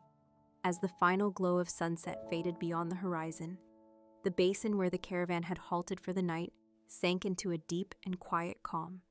The sky stretched wide and unbroken, first painted with faint violet, then slowly darkening into indigo, until the first scattered stars appeared like pale fires hung in the heavens. One by one they multiplied, 1,000 points of silver across the dome of the desert, so bright and unclouded that they seemed to tremble in the silence. The caravan gathered in small clusters, men sitting cross-legged upon mats of woven palm, camels kneeling close by, their heavy forms outlined by the faint flicker of firelight. The fires were small, little more than glowing embers fed by scraps of dried brush and thorn. Yet in the desert, such flames gave not only warmth, but also comfort. Around them, the air grew cooler, no longer heavy with heat, but touched with the sharp chill that came swiftly after sunset in the Sahara. Cloaks were pulled tighter, turbans loosened to breathe, and skins of water passed carefully between hands. Each drop was measured, for though the day's journey had ended, tomorrow's had not yet begun. The sound of the desert at night was unlike its silence in day. The stillness carried whispers, the sigh of distant wind pushing against dunes, the low grumble of camels shifting their weight, the faint rustle of sand trickling down from ridges high above. No birds sang, no insects buzzed, yet the emptiness was not empty. It was filled with presence, with the vast awareness of a land that had endured longer than any traveler passing through it. Sitting close to the fire, faces lit by its warm glow, the men of the caravan let their voices rise in slow, quiet tones. Stories were told, not hurried, not elaborate, but simple and steady, meant more to fill the night than to impress. Tales of past journeys, of wells found just in time, of caravans lost in storms, of traders who had crossed the desert with gold and returned with salt. Each story blended with the crackle of embers, with the sigh of wind, with the deep breathing of animals at rest.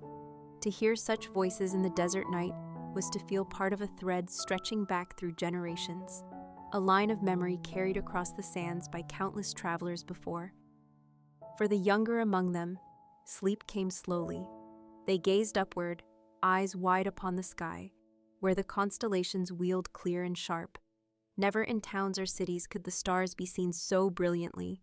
Here in the Sahara, without walls or roofs, without smoke or lamps, the heavens revealed their endless design. Some tried to trace patterns told by elders, the hunter, the scorpion, the great river of light that stretched across the sky. Others simply stared, letting the vastness quiet the thoughts of the day. For the older men, sleep was a companion they welcomed swiftly, bodies weary from miles of walking, minds settled by the knowledge that they had reached another night safely. They lay upon their mats, wrapped in cloaks, their breathing steady, their forms dark shapes against the pale sand. From time to time, a camel would rise and settle again, its long shadow bending in the firelight, its eyes reflecting a brief glimmer of flame before closing once more. The desert's temperature dropped further, sharp against the skin, reminding all that this land was a place of extremes, scorching by day, piercing by night. Yet the contrast carried its own beauty, for the chill refreshed what the heat had drained, and the quiet offered peace after the harsh labor of travel. Beyond the basin, the dunes stood like frozen waves, their crests shining faintly in starlight, their slopes falling into deep shadow. No movement marked them, no sign of life, yet they seemed alive in their stillness, guardians watching over the resting caravan. In the center of camp, one of the guides remained awake, seated by the fire with staff in hand, eyes lifted now and again to the sky, now and again across the dunes.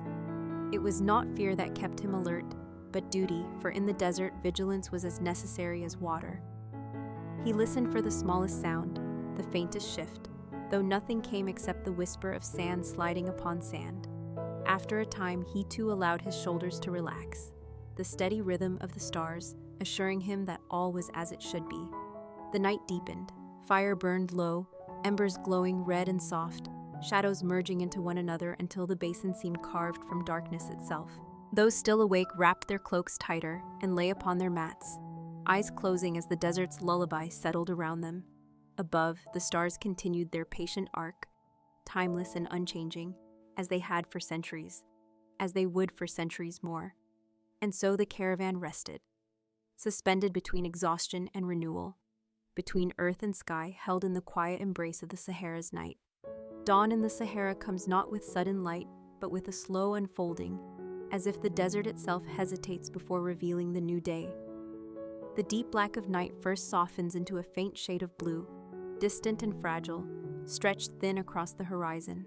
Stars begin to fade one by one, dimming their silver glow, retreating quietly from the stage they had ruled through the long hours of darkness. The air is cold, sharp against the skin, so different from the suffocating heat that will follow later. And in this fragile interval, the desert feels strangely tender, as though it allows travelers a brief moment of peace before demanding their strength once again. Within the basin, the caravan stirs. A camel lifts its head first, long neck stretching toward the horizon as if it too senses the coming light. Its heavy breath sends a mist into the chill air, quickly vanishing. Another camel rises to its knees, groaning low, shaking dust from its coat. Soon, one after another, the animals shift and rise, their silhouettes outlined by the faintest glow in the east. The men follow slowly, rubbing sleep from their eyes, pulling cloaks tighter, speaking little. Words are unnecessary in this hour, gestures suffice. A pot is set upon the embers of last night's fire, water poured carefully from a skin, every drop counted. The sound of bubbling is soft, fragile, yet it feels like life itself. The warmth spreads, the faint aroma of bitter tea drifting across camp, comforting in its simplicity. One by one, hands extend to hold the small cups, steam rising into the cool air, warming faces that are still half in shadow. The desert begins to change color. Blue gives way to pale gray, then to faint streaks of pink and gold, spreading gently but firmly, like brushes of paint across the endless canvas of the sky. The dunes, which through the night had stood as dark, silent giants, now reveal themselves again in curves of soft light, each ridge traced by the first rays of sun. Shadows stretch long and thin, falling across the sand in patterns that shift with every minute. To stand and watch this transformation is to feel the immensity of time itself, for each dawn in the Sahara resembles those of countless centuries past, unchanged by the rise and fall of empires, untouched by the fleeting struggles of men. The caravan moves into preparation. Mats are rolled, cloaks folded, waterskins tightened. Bundles of trade goods, cloth, salt, spices, are lifted and tied with practiced ease. Camels kneel patiently, accepting the burden of their loads, their dark eyes calm and unblinking, as if they have known this rhythm for all their lives.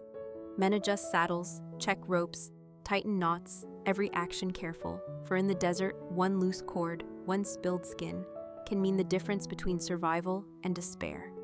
The sun finally breaks the horizon, a disk of fire rising from the edge of the earth. Its light falls across the sand, turning gold into flame, shadow into brilliance. The chill air begins to ease, warmth creeping back, not yet oppressive but already hinting at the intensity to come. Faces are lit now, no longer half hidden, and the caravan stands ready. A call rings out, not loud but clear, a single voice that carries over the camp. The camels rise together, loads shifting upon their backs, bells tied to their saddles ringing faintly in uneven rhythm. The sound is both music and signal, announcing that another day's journey has begun. Dust lifts beneath their feet, swirling gently as they move toward the open dunes. As they depart, the basin is left behind, soon to be erased by wind, its traces vanishing as though no one had ever rested there. Such is the way of the Sahara. It remembers nothing, it keeps no mark of those who pass, yet it shapes them, tests them, reminds them of their smallness beneath its endless sky. The caravan forms its long line once more, a thread stretched across the sand, dark figures moving against the brilliance of morning. Ahead lies distance without measure, heat without mercy, silence without end. Yet within that silence beats the steady rhythm of men and animals enduring together, bound by the same necessity, carrying the same hope, that somewhere beyond the horizon waits water, shelter, and the promise of another night safely reached. Midday in the Sahara is unlike any other hour of the day. It arrives not suddenly, but with a creeping certainty, as if the sun climbs higher with deliberate intent, claiming its dominion over all things beneath it. By the time it stands directly overhead, there is no escape from its authority. The shadows that had stretched long and graceful in the morning now shrink until they vanish entirely, pressed tightly beneath the feet of men and beasts. The dunes lose the soft gentleness of dawn. Instead, they gleam harsh and brilliant, their pale golden slopes reflecting the light so fiercely that one cannot look at them for long without squinting. The sand itself grows hot, each grain carrying the fire of the sun, so that it radiates upward, filling the air with a shimmering haze. Heat waves rise from the ground, distorting the horizon, bending it into illusions. Shapes seem to dance in the distance. A lake, a grove of trees, the faint outline of a village. Yet all are mirages, tricks born of exhaustion and the play of light. Travelers who do not know the desert might stumble toward them, certain of relief, only to find endless sand awaiting. Those who do know simply lower their gaze and walk on, refusing to trust what the eye offers when the sun is at its cruelest. The caravan has slowed its pace by now. In the early hours, though, while the air was cool, the camels stepped with steady rhythm, their strides long and purposeful. But as the heat builds, even these patient creatures falter slightly, lifting their feet with heavier effort. Heads lowered, nostrils flaring with each breath. The bells tied to their saddles no longer ring in cheerful rhythm. Instead, they sound irregular, dulled, as though the heat itself presses against every tone. The men, too, move differently. Cloaks once wrapped tight against the chill of dawn now hang loose, their edges fluttering faintly when the faintest breeze passes. Though breezes are rare at this hour, faces glisten with sweat, lips crack under the dry air, and eyes narrow to slits against the brilliance. No one speaks more than necessary. Conversation wastes moisture, wastes energy, and the desert permits neither. Each step becomes deliberate, almost ceremonial, as though the act of moving forward is itself a form of discipline. Every so often, a man raises a hand to the skin tied at his side, weighing it silently, measuring in his mind how many sips remain and how many hours stretch ahead before evening. To drink too early is to risk thirst later. To wait too long is to weaken and falter. Thus, every drop becomes a decision, every swallow a calculation. Even the animals seem to understand this economy, for they plod on with grim acceptance, knowing instinctively that their survival, too, depends on restraint. The desert at midday is quiet, yet it is not empty of sound. Instead, the silence is filled with subtle notes, the crunch of hooves sinking into sand, the creak of leather straps under shifting loads, the faint rasp of cloth brushing against skin. Sometimes, when the sun beats hardest, one hears a low groan from a camel or a sigh from a weary man, but both fade quickly into the stillness. Overhead, the sky is no longer the soft blue of morning, but a merciless white, as though the sun has burned all color from it. Birds are absent, creatures burrow deep into the ground, and the world seems reduced to three elements only: sky, sand, and heat. And yet, within this harshness, there is also a strange beauty. The dunes shimmer like oceans of gold, their ridges precise, their curves perfect, sculpted by a hand both unseen and eternal. To walk among them at midday is to feel at once punished and awed, tested yet humbled, for one realizes that this vast desert has endured countless ages and will endure countless more, long after the caravan itself has passed. Hours pass slowly under the sun's gaze. The mind drifts, lulled by monotony, counting steps, measuring breaths, recalling memories to distract from thirst. Some men hum softly to themselves, old songs carried from distant homelands, notes so faint they barely rise above the silence, yet somehow they soothe the heart, reminding it that there is life beyond the horizon. The camels continue, heads swaying in rhythm, their endurance remarkable, their patience unmatched. The caravan moves as if in a trance, one long line stretched across the sea of sand, inching forward with determination. Midday feels eternal, as if the sun will never dip, yet the desert teaches patience. For even the fiercest blaze of noon will soften, eventually, into the long, slanting shadows of afternoon. Until then, the only task is to endure, to keep moving, to hold silence, to trust that each step, though heavy, brings them closer to the night's relief. Afternoon in the Sahara comes slowly, as though the sun must first remind all living things of its authority, before granting them even the smallest mercy. For hours it lingers high, relentless and unbending, but eventually there is a shift that those who travel the desert know well. It begins not with shade, but with subtle change in the air, a faint cooling against the skin, a gentler touch upon the dunes. The harsh brilliance that made every surface burn begins to soften, and though the light still dazzles, it no longer blinds as fiercely as it did at midday. Shadows, which had disappeared into nothingness beneath each step, start to return, stretching cautiously at first, then lengthening steadily as the sun begins its descent. The caravan senses this change even before it is fully visible. Camels lift their heads a little higher, their pace regaining rhythm. The men, weary and parched, draw a slower breath, for relief is not yet here, but its promise hovers on the horizon. The air, though still hot, carries less weight.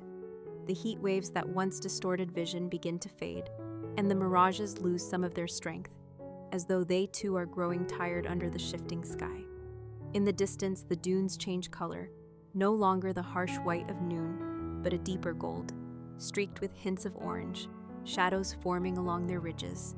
To look at them now is to witness a living painting, one that changes with each step as the sun paints its canvas across the endless sands. The caravan walks in near silence, yet it is a different silence than before.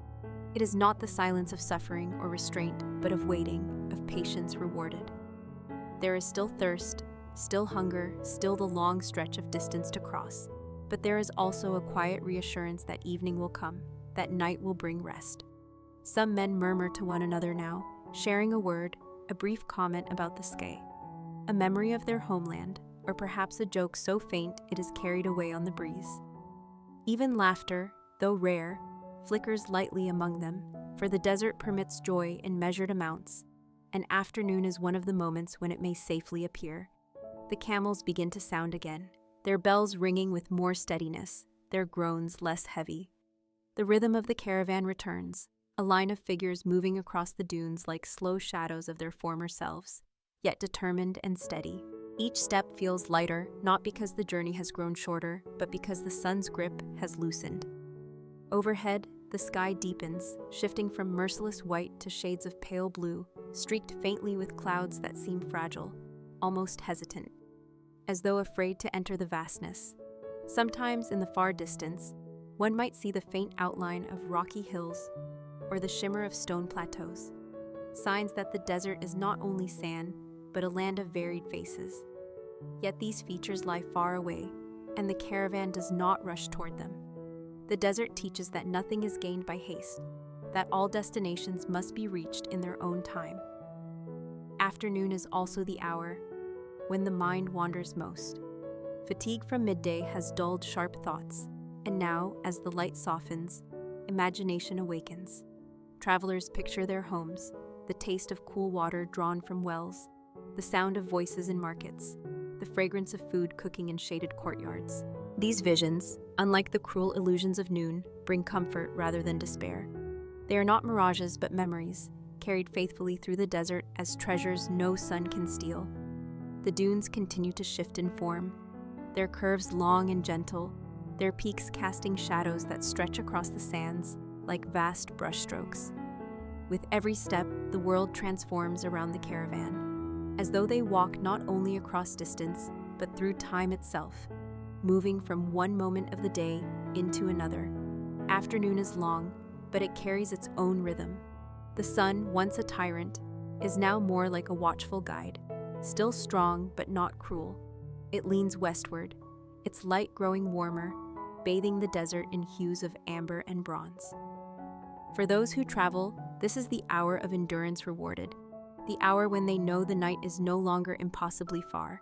The men continue, the camels sway, the bells echo, and the desert, vast and silent, accepts them into its embrace. Evening in the Sahara is unlike evening anywhere else. It does not arrive abruptly, as in the forest where shadows fall quickly, nor does it descend with the bustle of towns where lamps are lit and voices rise. In the desert, evening unfolds slowly, in long measured breaths, as if the sands themselves are preparing for rest. The sun begins to dip toward the horizon, and with it, the day seems to exhale.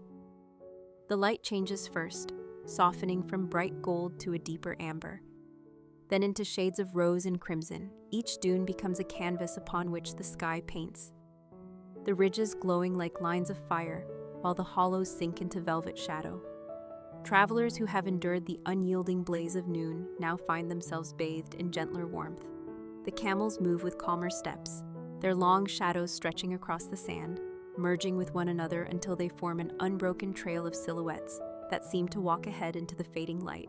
The men, though weary, feel the weight of the day easing from their shoulders. They know they are not yet at rest, but the promise of nightfall carries them forward. In the sky above, the first signs of transformation appear. The pale blue of afternoon deepens, shading into indigo, and a single star emerges timidly, faint at first, then growing brighter as if encouraged by the vastness around it.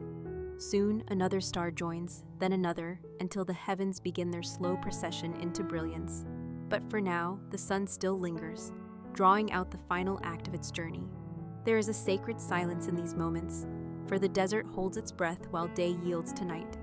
The wind, which had risen in playful swirls earlier, settles into long, gentle sighs, carrying with it the coolness that has been absent since dawn.